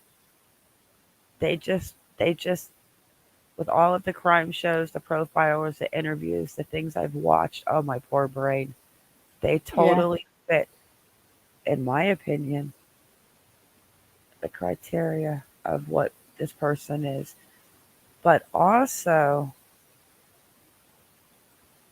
uh, I don't think it was a passion. I think this was a thrill kill. Someone in chat said, I can't find it right now, but they said that they got Enan's DNA today. Oh, there it is. Libcom.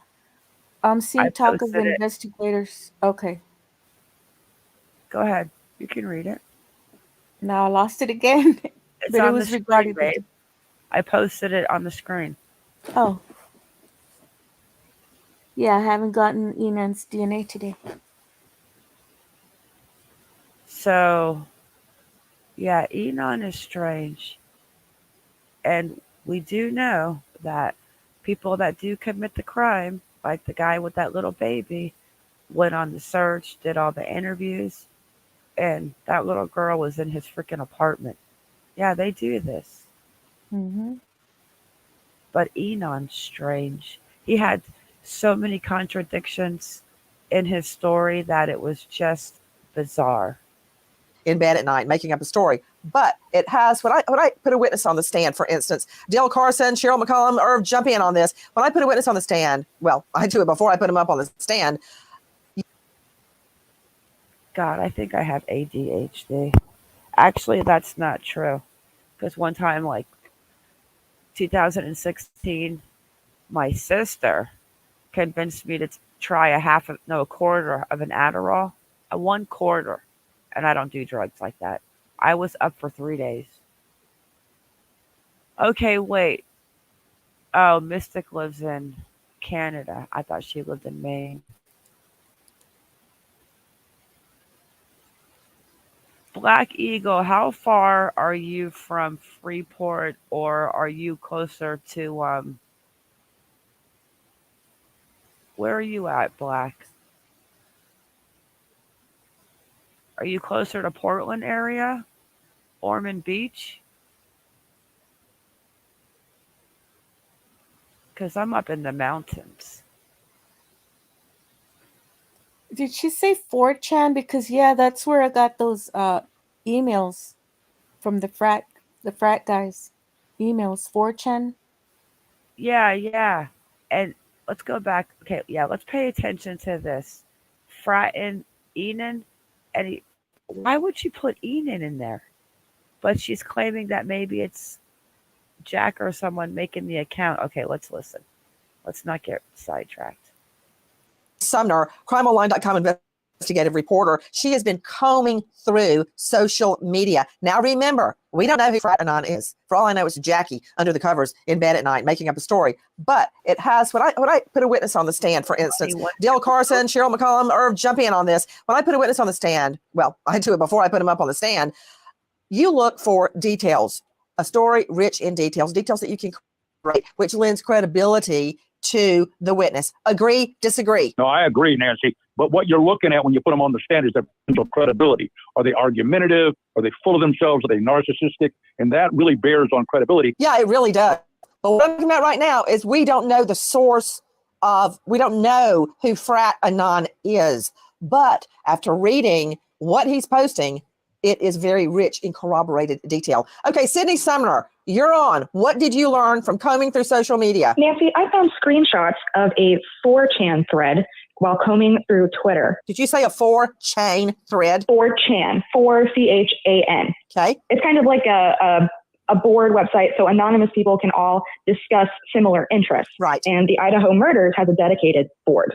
So on this board, there's comments coming from one user that say, I don't know why you're referring to killer when it's killers, plural. because they've been planning it for a long time. And I believe this person, Frat Anon, is a member of Sigma Chi at Idaho, at the University of Idaho. Mm-hmm. And he is discussing a possible suspect referred to as DSL. Now, hold on. You and I know who we think DSL is. Let's just stick with DSL. Okay. What about the great likelihood it's not DSL and we're driving? Okay, guys, I found the 4chan thread and I have pulled it up on another tab. So we'll be looking at that after Chisme shows you guys a couple of crazy things. A freak standing on a damn roof with binoculars. You can't make that shit up. Taking DSL through the mud, so let's just don't do that. But according to Frat Anon, who we don't know who it is, has so many details about the Sigma Chi fraternity, people in the fraternity, events within the fraternity, even going back to Bishop Kelly. He referred to Bishop Kelly. We looked it up. It's a high school in Boise where we believe a group of the Sigma Chi's went to high school. So what is the gist of what is being said by Frat Anon? Basically, this guy posts that you can see the King Road House from DSL's Sigma Chi room. Okay, so that's identifying somebody that sleeps. And before I say forget, let's not forget when they talk about Boise, Idaho, the one that family does live in Boise is a Jack Showalter, 245 Shaw Mountain Road of Boise, Idaho. Sigma Chi house, which is common in fraternity, sorority houses. Some people sleep there, many do not. Okay, so someone that sleeps at Sigma Chi. Mm-hmm. Mm-hmm. And it goes on to say, once that third floor light in the King Road House went off, they did it. 19 minutes total, walk included. The detail comes in, talked about this stuff, I'm using a nicer word to replace what he actually said, talked about this stuff at Bishop Kelly and Sigma Chi. DSL and Ethan, got in a fight that night. Xana, X, allegedly was talking stuff. You're saying SHIT when you're saying stuff. Yeah. So, and you're saying, is he referring to Xana as X? Yes. Okay, go ahead. And it goes on to say DSL also had problems with Madison. Black, once in a while, I want to just choke Nancy Grace, but she's definitely,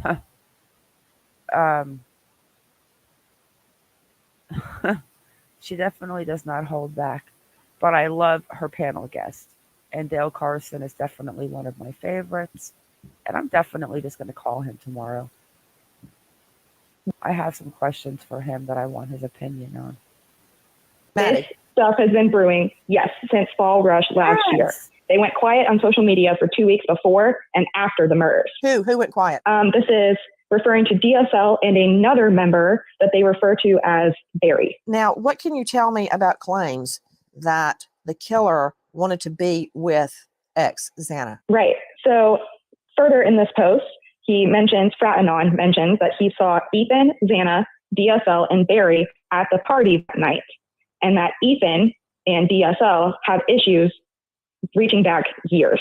Ethan apparently was not on good terms with DSL, talked down to him, made rumors up, and that upset DSL because he wanted to be with Xana. Is there anything else that's a bombshell to you out of that thread? The biggest things to me are that he also added that the pair, so both the accused in this thread, talked about leaving their cell phones behind at their house on YouTube using autoplay, so it looked like they were continuing to create data. Also, one of the other accused in this thread allegedly talked about this stuff in detail in the past, talked about wearing electrician's gloves and putting on baggy clothes after and walking away from the scene. That's incredible. Yeah. Okay, is that Yeah. Whoa. Oh gosh, I can't wait to get this thread open as I've got it on standby. That's the one I was going to show you.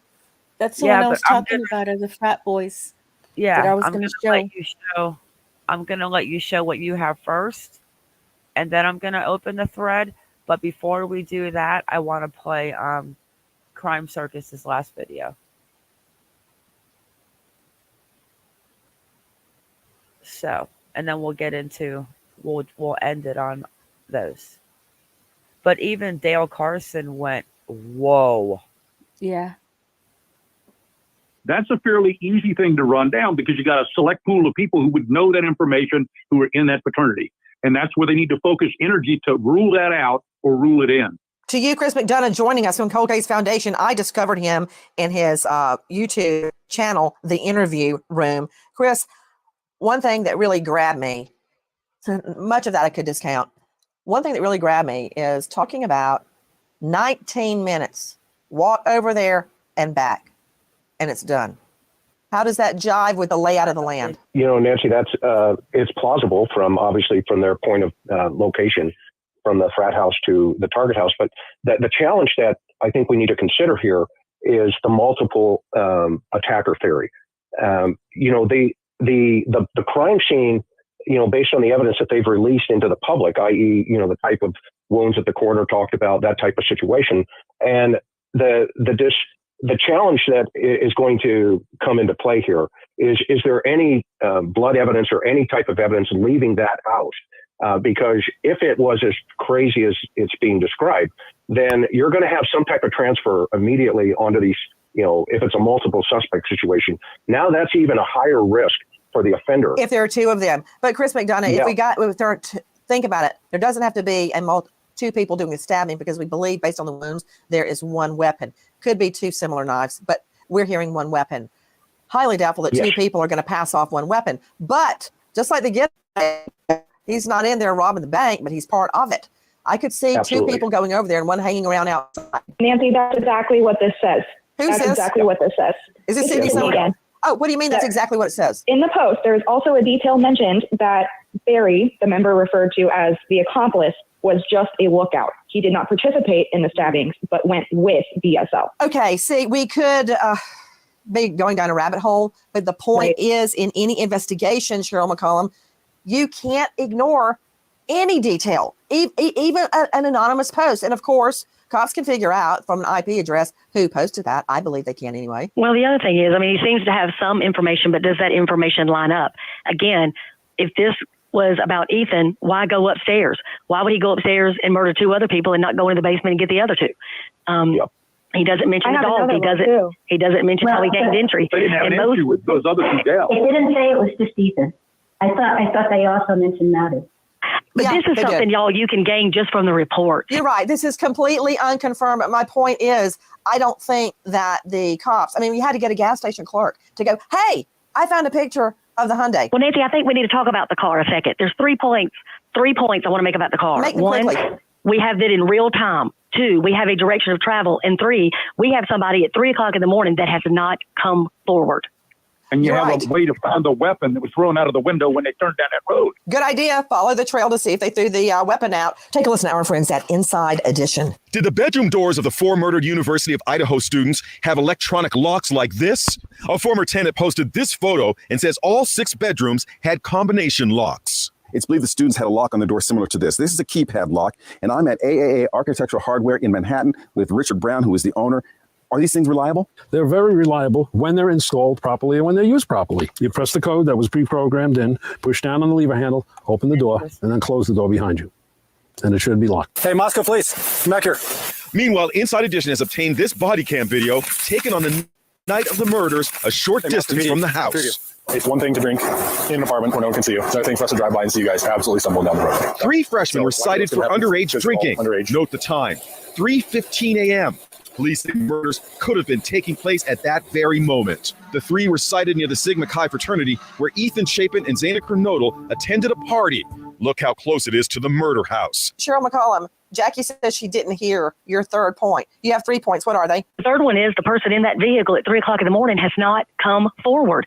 In a town of 25,000 people, a white Elantra from 2011, 2013, ain't no way you ain't heard about this. What's your 1 and 2? Real time in the area and direction of travel. Yeah, and I think to dovetail into that thought again, Nancy, is that direction of travel could be critical because if it is in the area where that original report where the dog incident took place, correct. That would be very interesting correlating evidence. Take a listen to Moscow Police. We have information of a white vehicle that was in the area.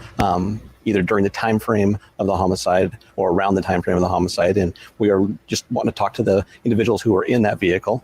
They may have some valuable information for us. And we're looking for a 2011 to a 2013 Hyundai Elantra. So any assistance you can give us, anybody that owns one, anybody that knows of someone who owns one or may have been driving one, if you could get a hold of us through our tip line or call us directly, we'd appreciate that. Another update, Stephanie Pagona is joining us from Fox News Digital. I understand that at least one of the victim's parents have hired a lawyer. For what? Yes, that is correct. So Kaylee Gonsalves' family has hired an attorney. This attorney will deal not only with speaking with police and law enforcement about obtaining information regarding this case, but also is now the point person to speak with media about this case. So what do you make of that, Dale Carson? Well, I just don't know, Nancy. The way all of this is working. Not what I want to hear. Well, I'll tell you, Nancy. Jump. Her daddy thinks this investigation is his, and he is dead ass wrong. They are not going to tell him anything. They're not telling his attorney anything. This is an open and active investigation, and anytime they meet with him is a courtesy. He has no right to information.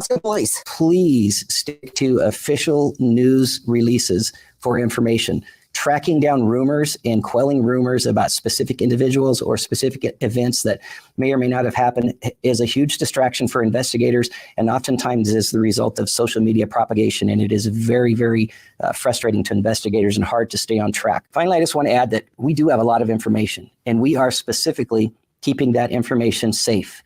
We're not releasing specific details because we do not want to compromise this investigation. It's what we must do. We owe that to the families, and we owe that to the victims.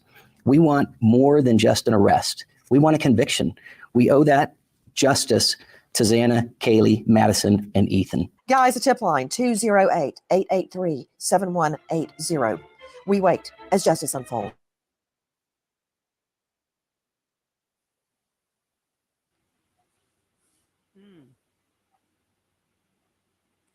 Thank you, Cass.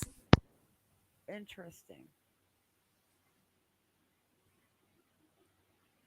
Can you hear me?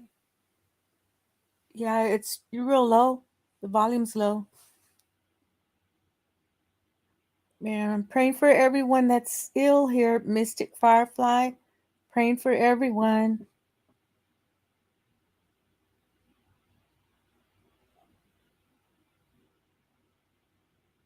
You there?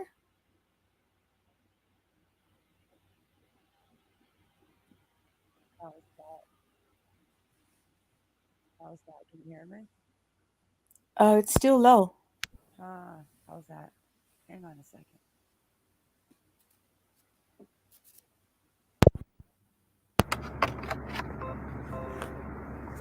Yeah, they are, especially since it's a college town. They need that revenue.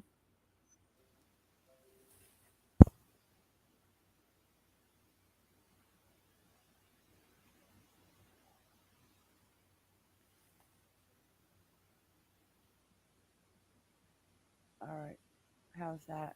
How's that? The same. It's low? Let me hear you. Can you hear me? Yeah. Okay.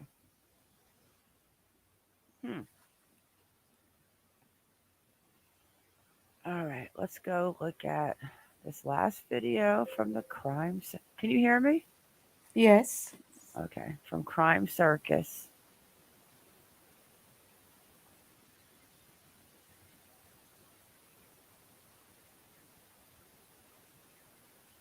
Okay, is this the one?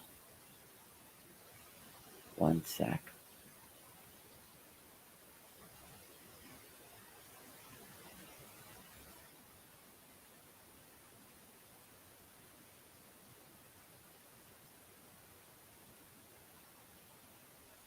I wanted to watch this one because I actually missed this one. It's a short one though, only 10 minutes. But he breaks down the floor plans with the real floor plans.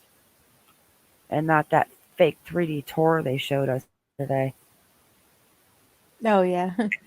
I mean, it was good. It showed you a lot and it showed the layout of the house, but it was not right. There was a lot of things missing. I think that this killer was in the house And I think that because see the sliding glass door here. Wait, where's that first floor? I can't tell, but he'll show us. Oh, here it is. That looks like Kaylee's corner balcony. But there's two sliding glass doors. Good evening, ladies and Oh God, I don't know. I'm scared. I don't know. He scares me, but he intrigues me. Where do you guys think he's from?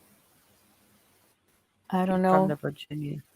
I'm going with West Virginia or Virginia. Okay. gentlemen, and welcome to Crime. Oh, I see. This is the front. That's Kaylee's room. Maddie's room. Okay. I see now. Circus. My name's Drip Drop, and we're taking a trip to Idaho tonight where 4 college students were stabbed in their sleep and passed away forever. 2 of their roommates weren't attacked and survived. I'm going to give you the proper factual floor layout of this complicated, confusing house. Others have tried and they've come close, but it hasn't been exactly 100% correct. I'm going to give you the 100% correct floor plan.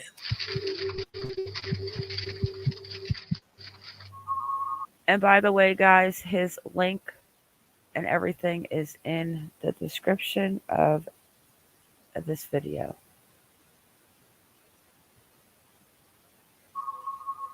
First, let's start with an overview of this 3-story house. You can see floor 1 down below.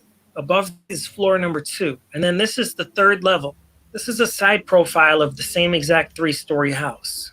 And right here, I have the floor plans for all 3 floors, 1, 2, and 3, and I'm going to guide you through in this video, starting with floor number 1. Here's floor number 1 right here. I've got an arrow pointed towards the front door. Here's a view of that same front door from the outside of the house looking from the street. There it is again. And once you enter, this is a view from the 2nd floor looking down at the front door. Looking back at the diagram, we're going to start with Dylan's room. That's where Dylan lived. She's one of the surviving roommates. A view from the outside of the house, you can see that's on the left front. And here's a few pictures of the inside of her bedroom.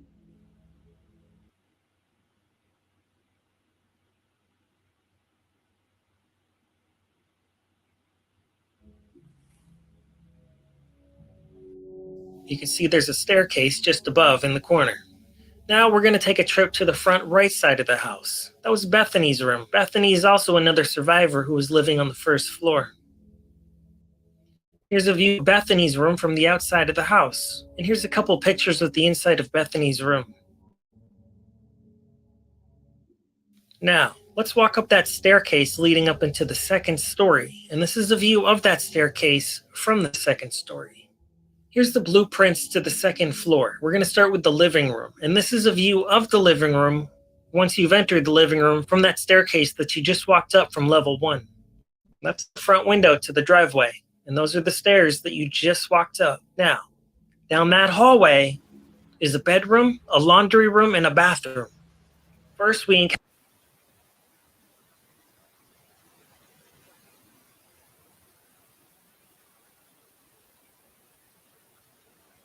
a laundry room / bathroom. Now let's walk in there and see what it looks like. Here's a photograph of that. And then just past the bathroom is Xana's room, who lived on the 2nd floor. And on this particular evening, her boyfriend Ethan was staying the night with her, so he was in that room as well. Here's a view of the outside of the house pointing to the 2nd floor where she was staying. That was her room, right there. And down below is some concrete. And on that concrete is clearly blood dripping out of the room, so you can tell it was a bloodbath inside of that room that evening. I've never seen blood dripping out the outside of a crime scene outside of a house before, but that's exactly what this is. And this is the inside of Xana's room, and that's an arrow pointing to where the blood was coming from on the wall that we can't see. Now going back to the diagram, as we can see right here, there's a little step that leads to the other side of the house, where there's a bedroom, staircase, and the kitchen. And we're going to start in the bedroom right here. This is a view of where the bedroom would be from looking outside of the house. And inside the house, This is what the bedroom looks like. Apparently nobody was living in this bedroom. It was vacant. Directly opposite of that is the kitchen. This is where the kitchen would be located if looking from outside of the house, just past the sliding glass door on the second floor. Here's a few images of the kitchen and what it looks like inside.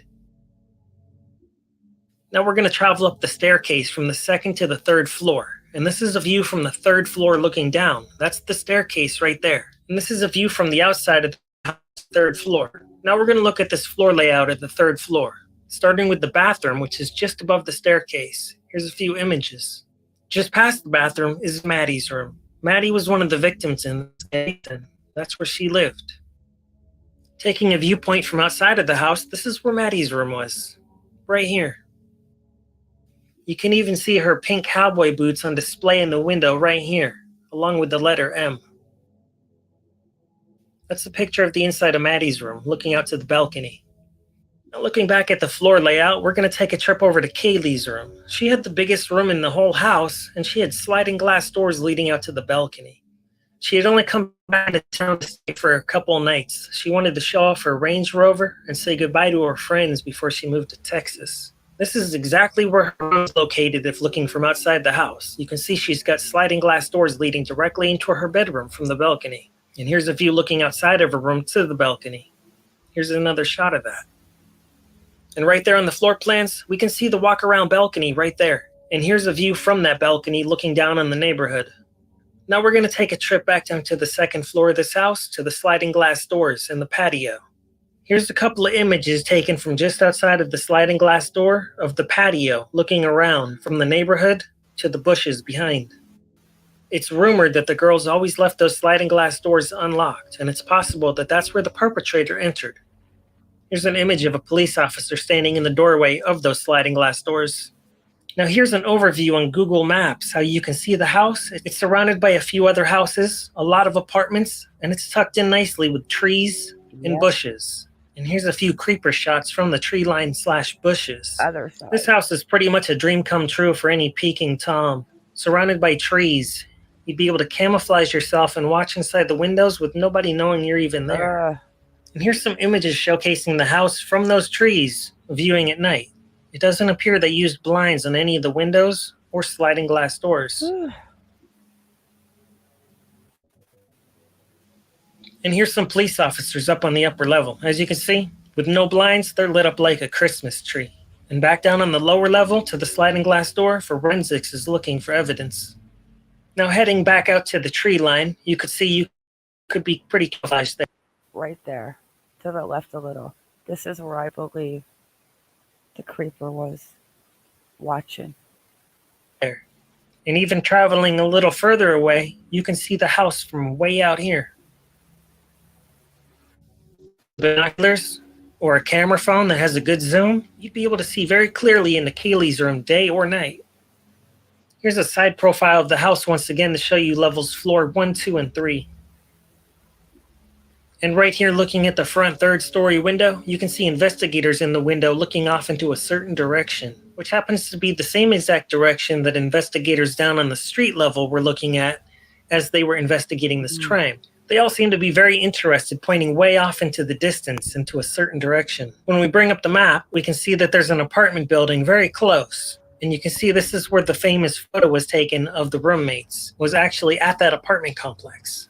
However, investigators may at that apartment complex, they might have been pointing a little further across the field to another apartment complex. We're going to take a look at that right here.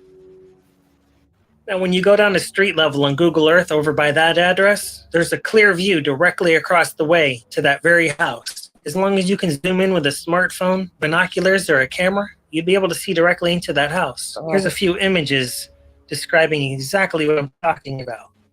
And as you can see, I've got an arrow pointed to that window, and that's where those investigators were looking out, right there, towards that apartment complex. And here's a view of that same window at night. Well, that pretty much sums up the floor plan to this 3-story house. I hope you've learned something by watching this educational true crime video. This is just a little sample of my investigation into this case.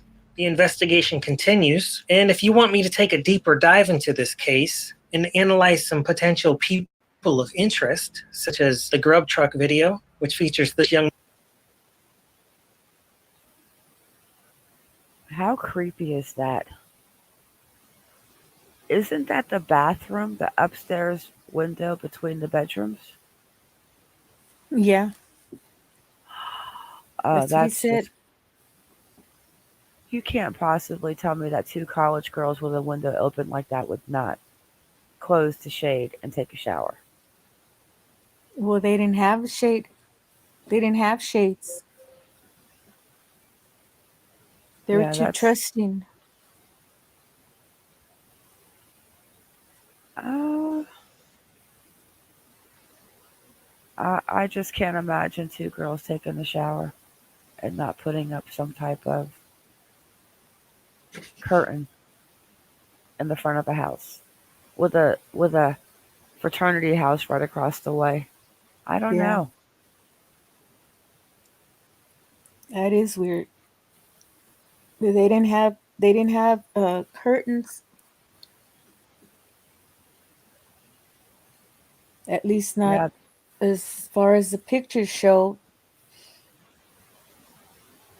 that's asking for trouble. Okay, here's the latest one. That's from today, and he's going back into Jack the Core. Oh Don't yeah, that's the one brainwash me. I wanted to see that one. Don't brainwash me again. I'm convinced it's a outsider who knows them, who has seen them, maybe tried to hang out with them, but was rejected, and then saw Kaylee in town that night and thought, oh, Yeah, you can see clearly at night. That's what Jeremy said. This is a brand new Jack Decor video where we take an That's even the one deeper I dive was talking into about. happenings in Good. Moscow, Yep. Idaho, and we try to get to the bottom of, did Jack live in that house that I previously showed you? I think after watching this video, you might form an entirely brand new opinion slow it if you ever down. doubted. Hang on. Let's jump right into this and find out. I gotta go back to that. That's the video I was going to show y'all, but I'm glad he's doing it. Yeah, There that's we it. go. Right? How Mhm. creepy. Yep. Watch. It is creepy. See the house? This is a brand new Jack Decor video where we take an even deeper dive into the happenings in Moscow, Idaho, and we try to get to the bottom of, did Jack live in that house that I previously showed you? I think after watching this video, you might form an entirely brand new opinion if you ever Okay. doubted me. Let's jump right into this and find out.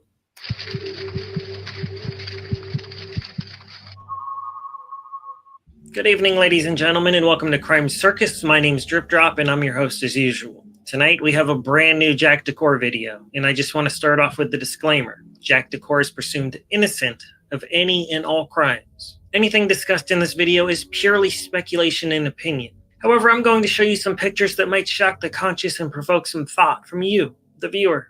I've previously released another video on Jack Decor. If you haven't seen it yet, check it out right here on Crime Circus. I've also released a video on Jack Showalter, the alleged hoodie guy. We're going to dive right into some new information I've uncovered, some photographs that I've obtained, and we're going to have a discussion about this case. For those of you that aren't familiar, 4 college students passed away in Moscow, Idaho. Nobody knows who did it. It's a complete mystery, and this video is not accusing Jack Decor of having anything to do with it. But we're just going to ask some questions and have a little discussion about this case. Maybe we can get one step closer to solving it. First, shout out to the Troll Hunter for sending me some of these pictures and helping further some of my theories. Crime Circus is a worldwide effort between me and you, the viewer. If anybody wants to help support this show, please look for my Patreon link below. My supporters make this show possible, so thank you all. About 90 to 95% of you out there were convinced after my last video that that was Jack's house. Maybe 5 to 10% of you doubted me and said that's not the same house, I got it wrong. Well, I hope every single one of you is watching this video, and I'd like to hear what you have to say about these photographs I'm about to present. Let's jump right into this, starting with a big boom. What do you think of this picture right here? I previously showed you this picture where Jack may live. Hello, Some of you mister. doubted. Well, let's take a look-see at this picture right here. We've got Jack on the left and Kaylee on the right. But what's extra interesting about this photo? What do we see in the background? I do believe we see the disgust. I'll tell you what, it's amazing how much Jack has grown up over the last couple of years. Hey, Lynn. Hey, Innocent. Hey, mister. Even his hair color changed. Can you hear me? Yeah, I can hear you. Okay. Right? It's like he just, hair got darker. Seems like he got taller. Full He's real beard. tall.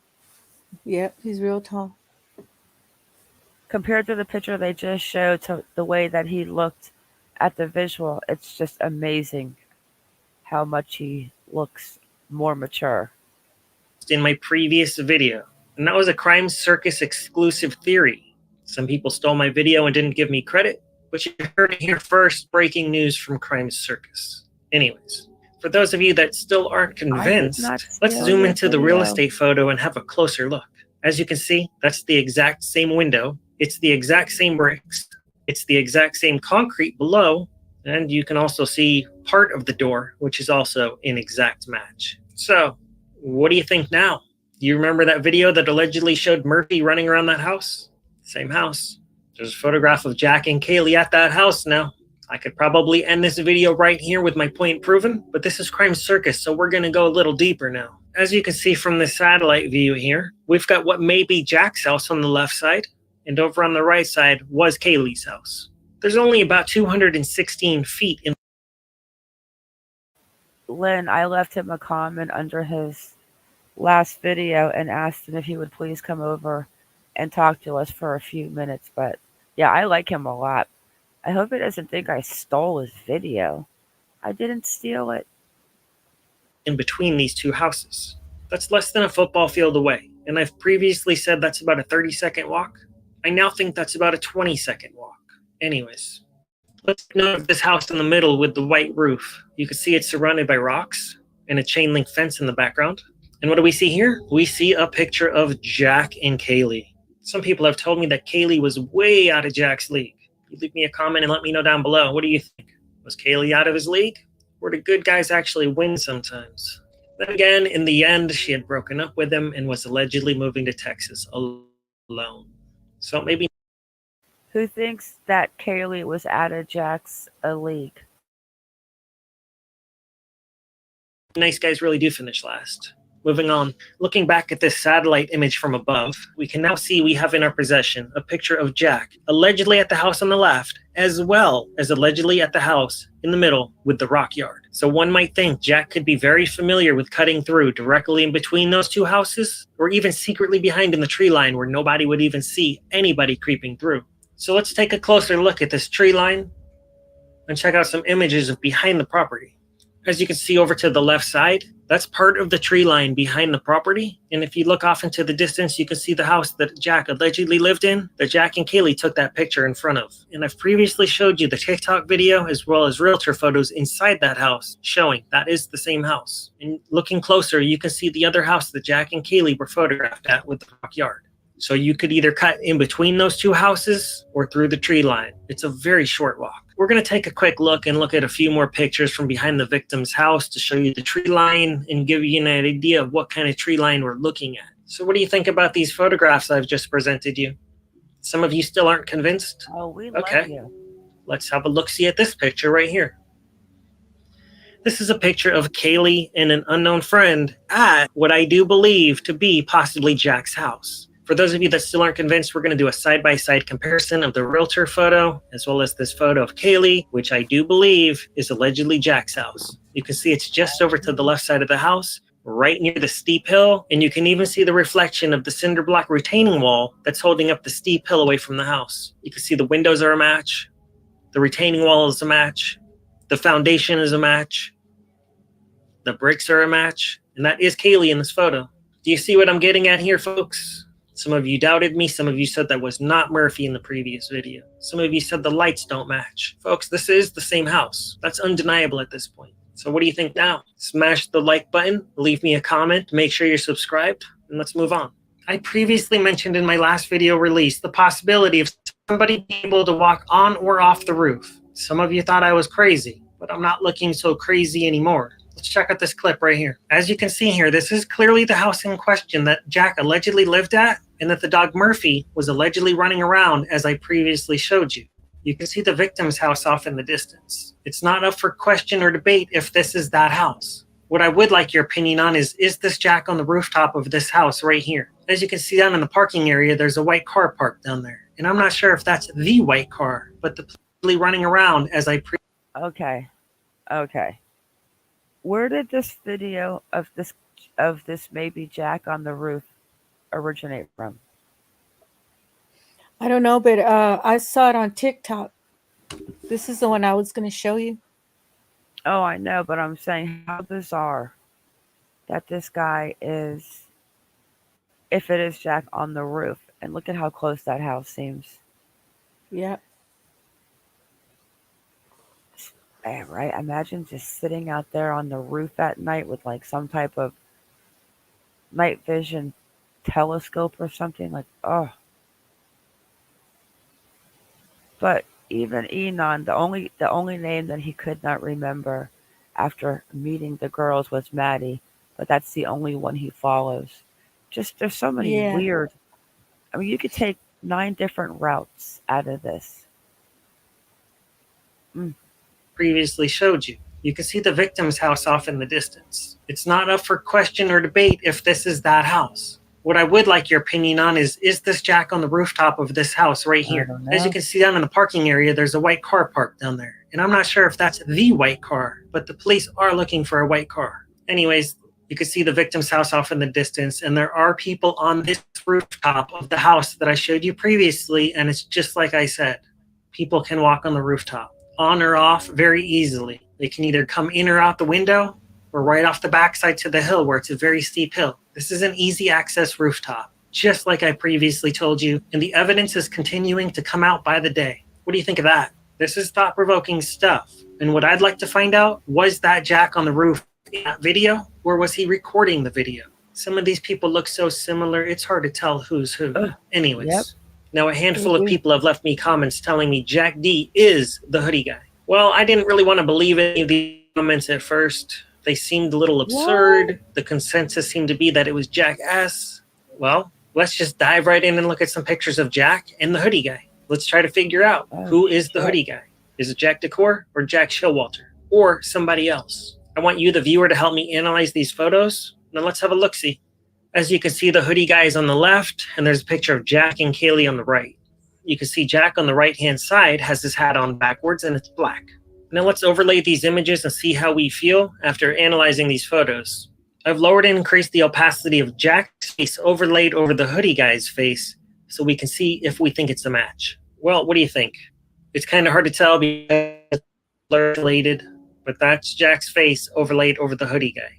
His head does seem to fit inside of that hoodie quite well, and he also has that black hat. Now looking at this picture at the food truck, you can see he's standing in the distance about 10 to 12 feet away from Kaylee and Maddie. Now looking at this picture of Jack on the right, you can see he also has white Nikes, skinny black pants, a jacket, and a hat. These two individuals are dressed very similar. And yes, the Nike shoes are not an exact match, but it shows which brand he likes. And a lot of people have more than one pair of shoes. Now you can see this unidentified individual known as the hoodie guy standing next to Joe V. A lot of people are suspicious of Joe V, and I don't blame you. I might make an entire video on Joe V because I do think there's some things worth discussing. Moving on, this is when Kaylee, Maddie, and the food truck guy all entered the food truck scene. As you can see, the hoodie guy is awful close to Kaylee. And Wait. Look at how, I mean, I think Jack definitely seems much taller than this guy next to Kaylee. Especially if we go back and look at the pictures that he showed. Like, she comes up to his shoulder. Yeah. Because, Jack is way taller. And in this picture of Kaylee and this guy, it's like she comes up to the chin. Like a whole entire head taller she seems than the other pictures. I don't think that's Jack. I just don't think that, well, he is a little behind her. I don't know. I just think that Jack seems taller. And I thought Jack had a beard at this time. Unless he grew it, in a month. Come on. I mean, are we not missing the beard? Because Jack has a full beard at this time. Yeah. This is not Jack, in my opinion. Decor.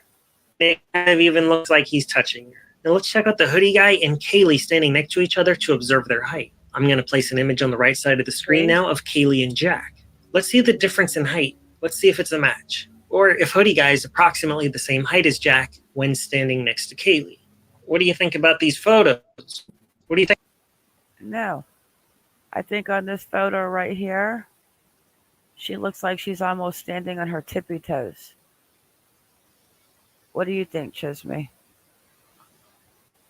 Yeah, it does look like she's standing on her tippy toes, but I thought because looking at the previous photos of him when he was younger, I guess she was, he was taller than her at the time, but now she's gotten taller and now doesn't seem, now No, it seems like No, she's 21. These people aren't growing any taller.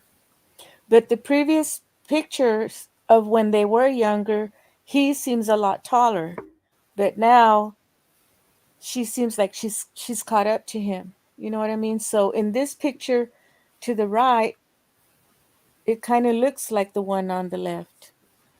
Yeah, as far but as it also looks like she's standing on her tippy toes. Because look at this one. That's her on her shoulders feet. to his shoulders. Yeah, this is the height difference. Like, he's a head taller than her. And he's got a beard now, so I am going to say that, in my opinion, I don't think that is the core at the food truck. Hive mind, maybe we can figure it out together.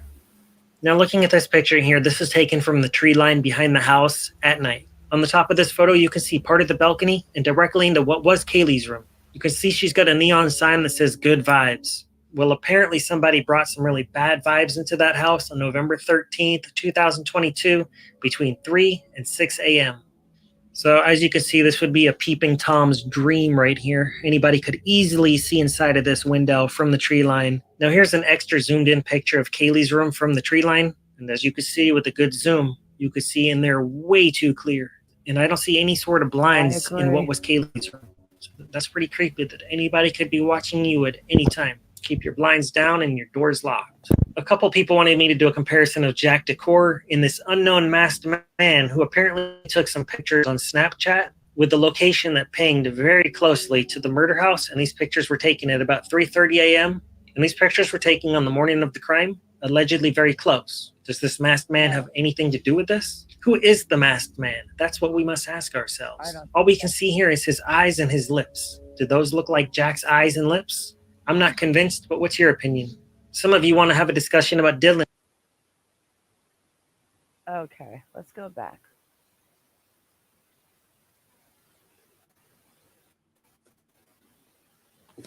His lips look more like Enan's to me. Where'd it go?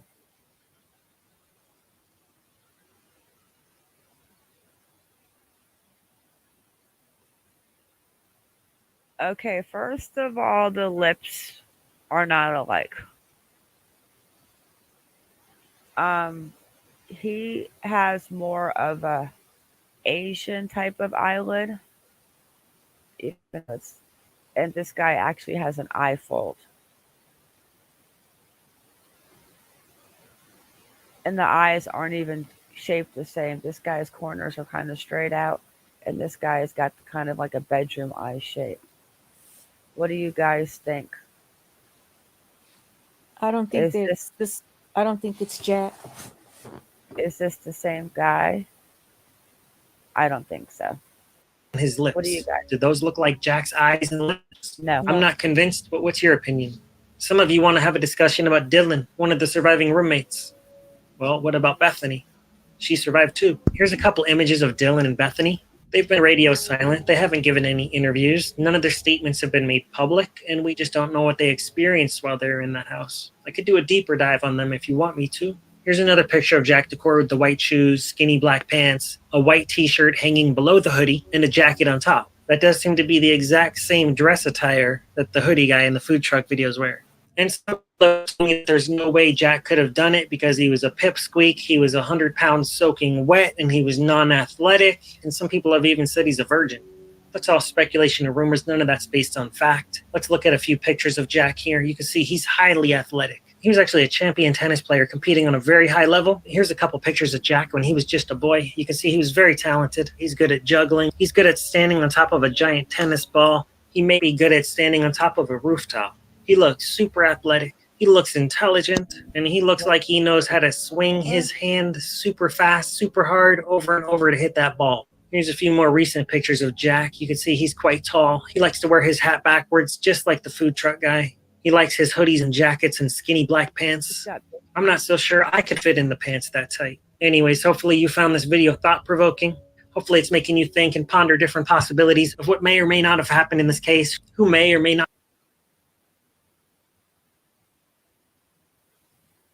Huh. Okay, Chisby, I'm going to send you something on Discord, okay? Okay. I can't read anymore and after this we are definitely going to have to wrap it up because it's 3:30 here. So let's go Yeah, I'm have a getting look sleepy. at yeah. But that woke me up too. Yeah, this is not long. Let's go have a look at that report they're talking about with the people that are involved in this murder. Okay, I sent it to you on Discord. Okay. And I'll share my screen. But if you want to read it, you can read it.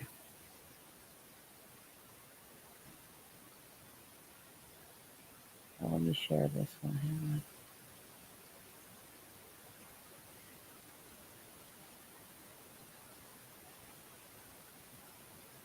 I like Drip Drop. I hope he emails us. Hello, Spencer. Hello. I just planted.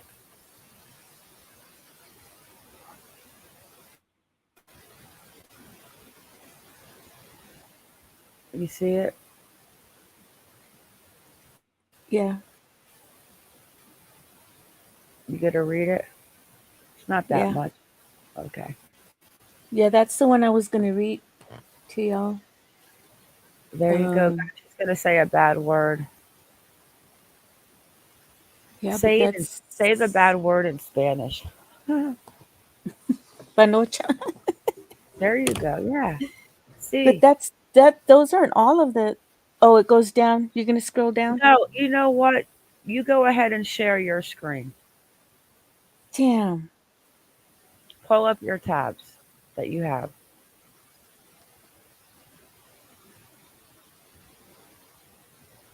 Present and then just share. You know how to do it. Okay, Spencer. Oh, you're gonna email me? That's TikTok. That's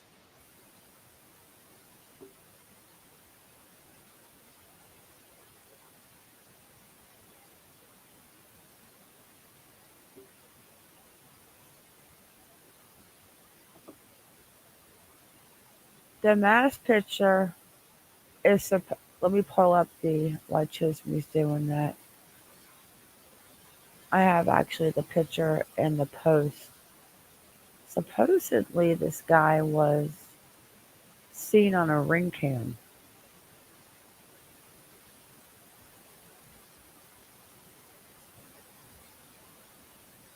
Let me just find the one picture.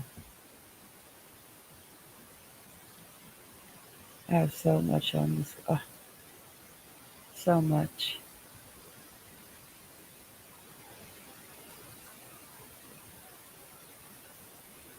Did you find it, Chisme?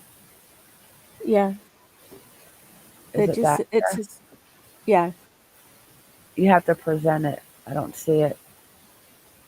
Share it. Oh, the window. Uh-huh. Yeah, supposedly, let me see. Let me get that picture. Why Chisme figures this out. There it is. Nope, you took it away. It was there.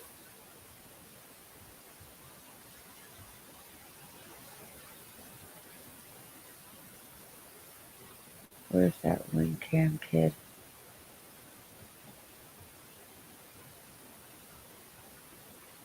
Right there where it says Anthony.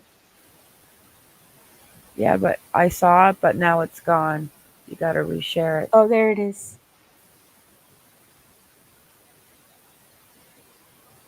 I don't see it. Oh, there it is. Okay, let me just show this about the masked guy, and it's all yours. Okay, so this is the picture, and it says GeoSnap is a Snapchat setting that allows location to be untraceable.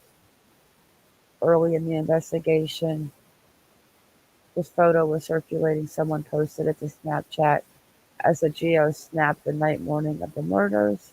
It pinged near the victim's residence around 3:30 a.m. I'm sure the police are aware who posted it, etc. Also worth mentioning, it was called Maybe People Wear Ski Masks. It's still interesting.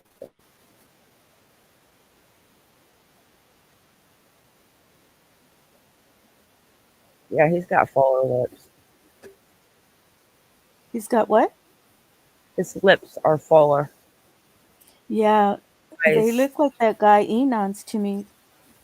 Not the eyes, though. This guy almost has like a little bit of a maybe an Asian descent, but yeah, his eyes come straight out like almond eyes. Okay.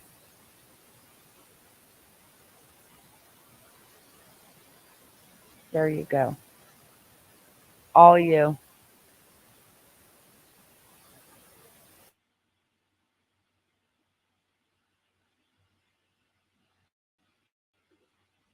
Okay, do you see that? Where it says boards4chan.org?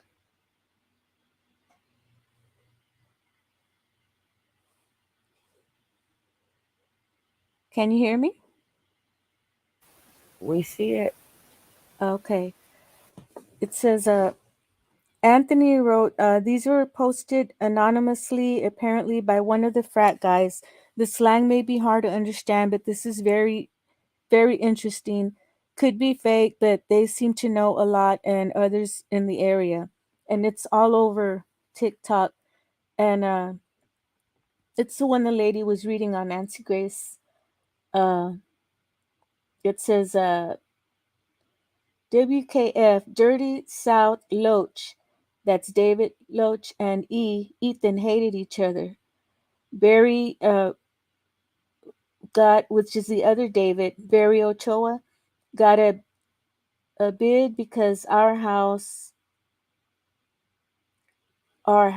group sucked, and the what is that? The NC, I guess the not the captain, the president was on our asses. Barry is schizo. Dirty South and which is Dirty South, David and Ethan could not be more opposite. Maddie did talk shit. Dirty Loach also pissed she was with Rogaine Jack, which is Jack, he's kind of balding on the back. And then it said, had to charge, no plug. Mads also target. Titties, which is what they call Kaylee. Titties not a target at all. Bad luck, well known fact. You know what? That is so rude. Not you, but the fact that they call her that. Jeez Louise. Shame Yeah. on you, frat boys, if that's what you are. High probability some brothers are aware. Rogaine has ample opportunities and will play grieving boyfriend. Barry actually talked about the shit in detail in the past. Wear electrician's gloves, put on baggy clothes after, and walk away. By the way, Barry's dad works for a professional cleaning company. That shit was disposed of 1 in a second. garden. Pause. Beep. Don't you find it weird the choice of words that they just used for the gloves that were worn? I don't think I have Electrician's glove. ever. Have you ever heard that? Yeah, they Electrical were gloves? electrician's gloves. I get that, but I've never heard, yeah, they left the murder scene wearing electrician gloves. Ever. Ever. Okay. Well, he was saying he's saying how they were planning it. No, He I said get that, that. yeah, But the funny thing, I can see leaving in latex gloves, leather yeah. gloves, gardening gloves, but it's just the choice of word on the glove I find absolutely, I don't know. I mean, obviously confusing. All right, go ahead. It said, by the way, Barry's dad works for a professional cleaning company. That shit was disposed of in Garden City over the Thanksgiving holiday. But there's more. Let me see. Oh, keep going because these posts right here, right that you're reading, they actually removed these. The Yeah, only ones that they had left are the ones that I showed you. I don't see them anymore. So it goes sharing tab.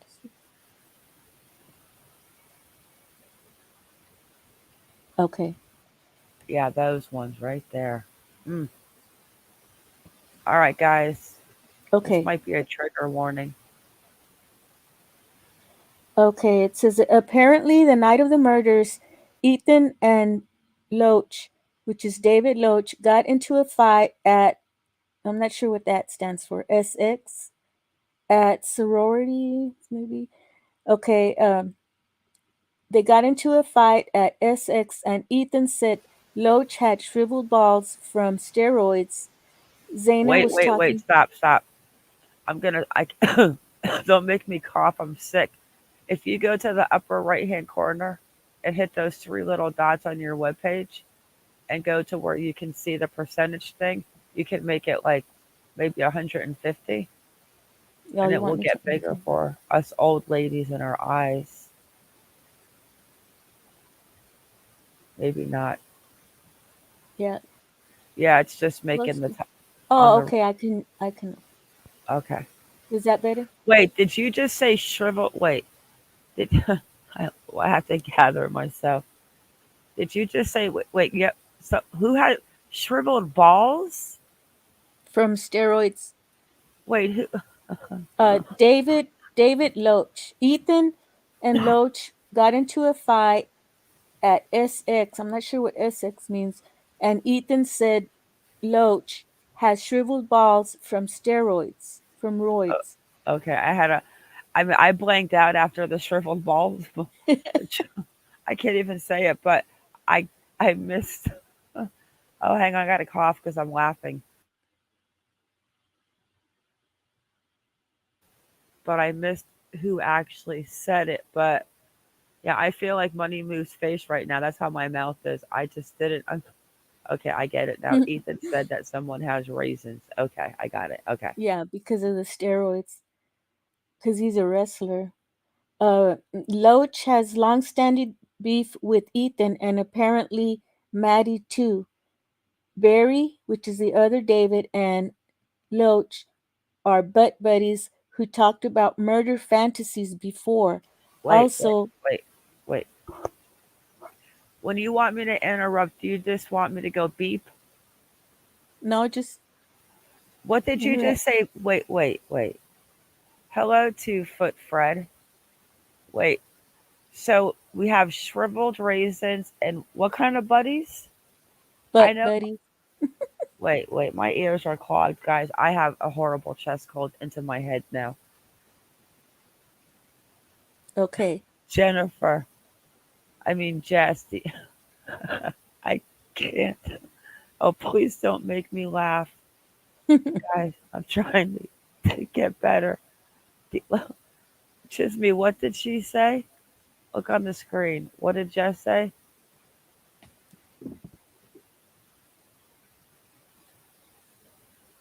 The comment that I pinned? These. Oh, hence no R? It's on the screen. I posted it. She said these tiny nuts. I Oh, can't. yeah. I can't with her. Oh my gosh, guys. But Yeah. is that what they said, These Judy? I'm still not understanding, and I think it's because she's speaking in Spanish. Is it butt buddies? butt buddies. I can't. Okay, okay. Okay. Shriveled nut butt buddies. Okay, I get it. Okay. Okay. Okay. Well, I'm gonna go ahead and say their whole name. David Barriochoa and David Loach are butt buddies who talked about murder fantasies before. Also, something about David Barriochoa being Ethan's tutor and not doing well with it. So, shriveled balls comment triggered the steroid rage in David Loach, and his little twink sidekick carried out their long-standing fantasy together. This is at least what I gathered from Frat Anon. And then it says, someone replied, yeah, I don't really even care. The aesthetic is what matters. Is it going backwards? It says, we already know this. Butt buddy. There's more, but where are the rest? I think you have to go back up or go back to that little 4 square.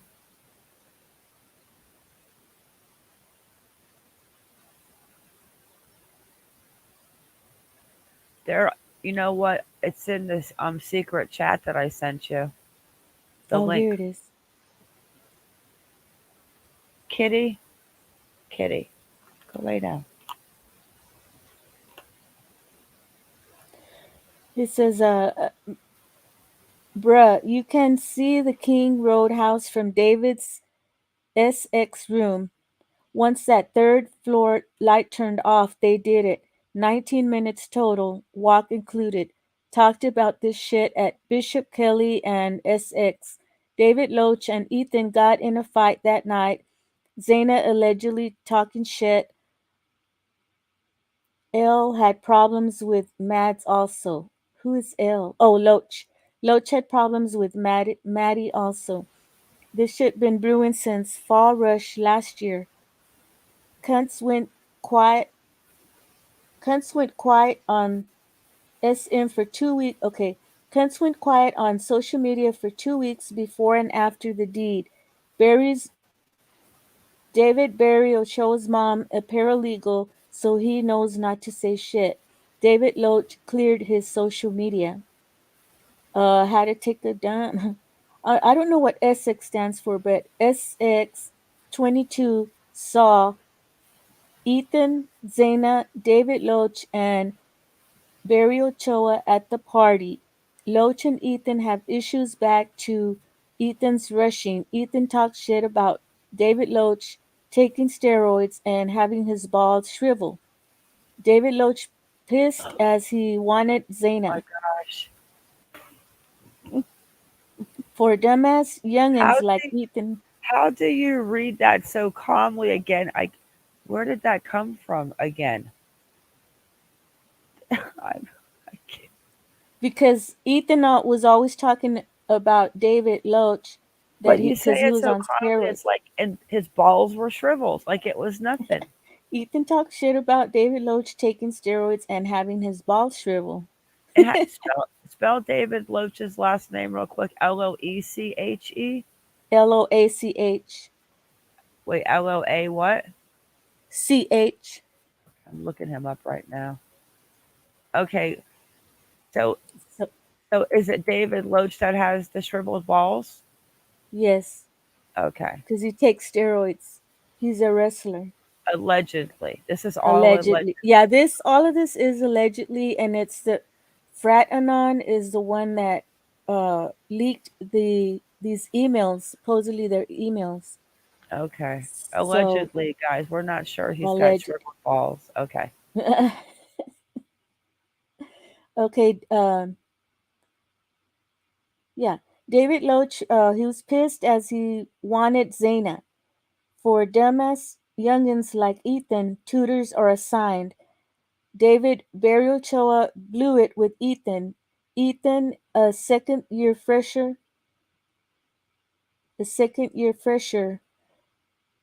Barry also self-conscious about his spick blood and talks empty shit. Barry and Loach talked about this shit in general for a while, talked about leaving their cell phones behind and on YouTube autoplay, no pings, no guns, too loud, area dead early Sunday morning.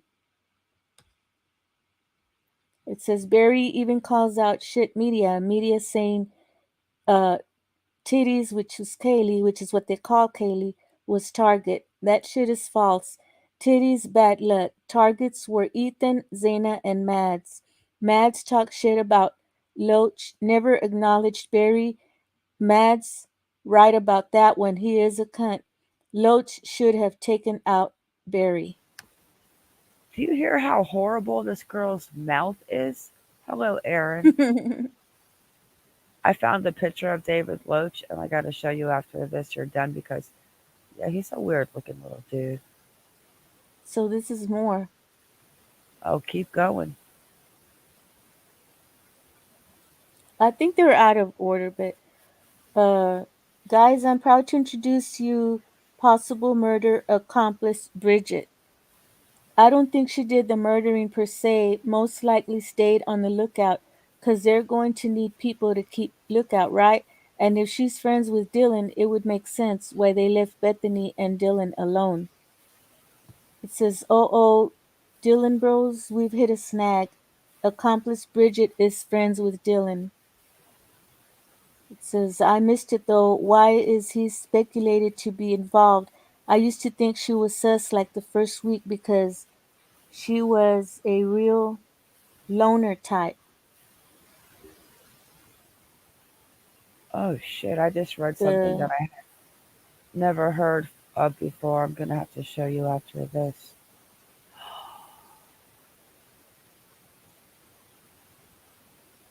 Is there more? Yeah, this, no, that's it. Okay, we're going to end it on this one. Yours is done? Yes. Has anyone heard this?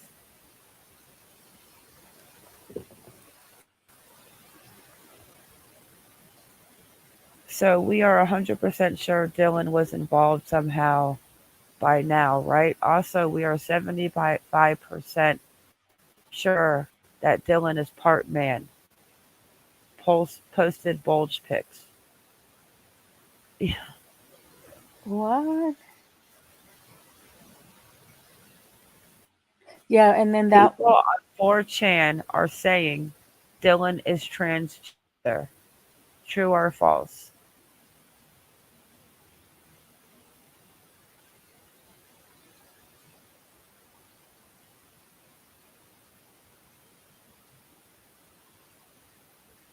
Back in the game. and there was that post that says so many more will die unless they catch the killer.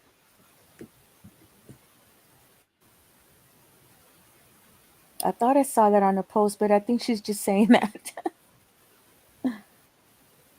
JD is. This is weird.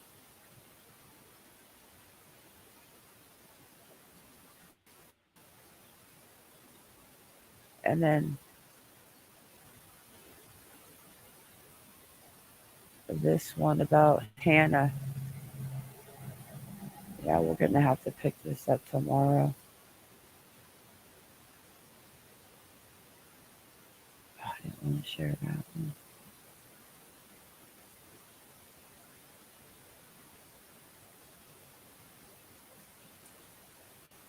one.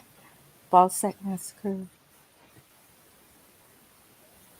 It says to clarify, Hannah Claire took her life February. Apparently, she shared a dorm with one of the victims and got bullied, supposedly. Maddie, her birthday is November 15th. And that happened on the 13th.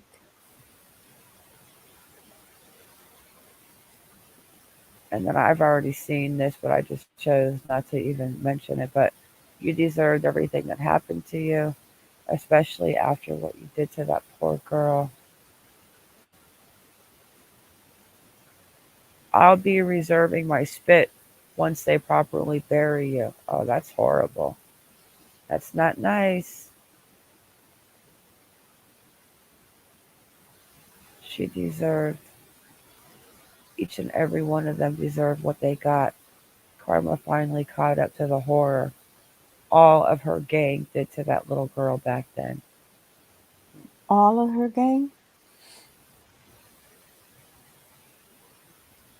Interesting.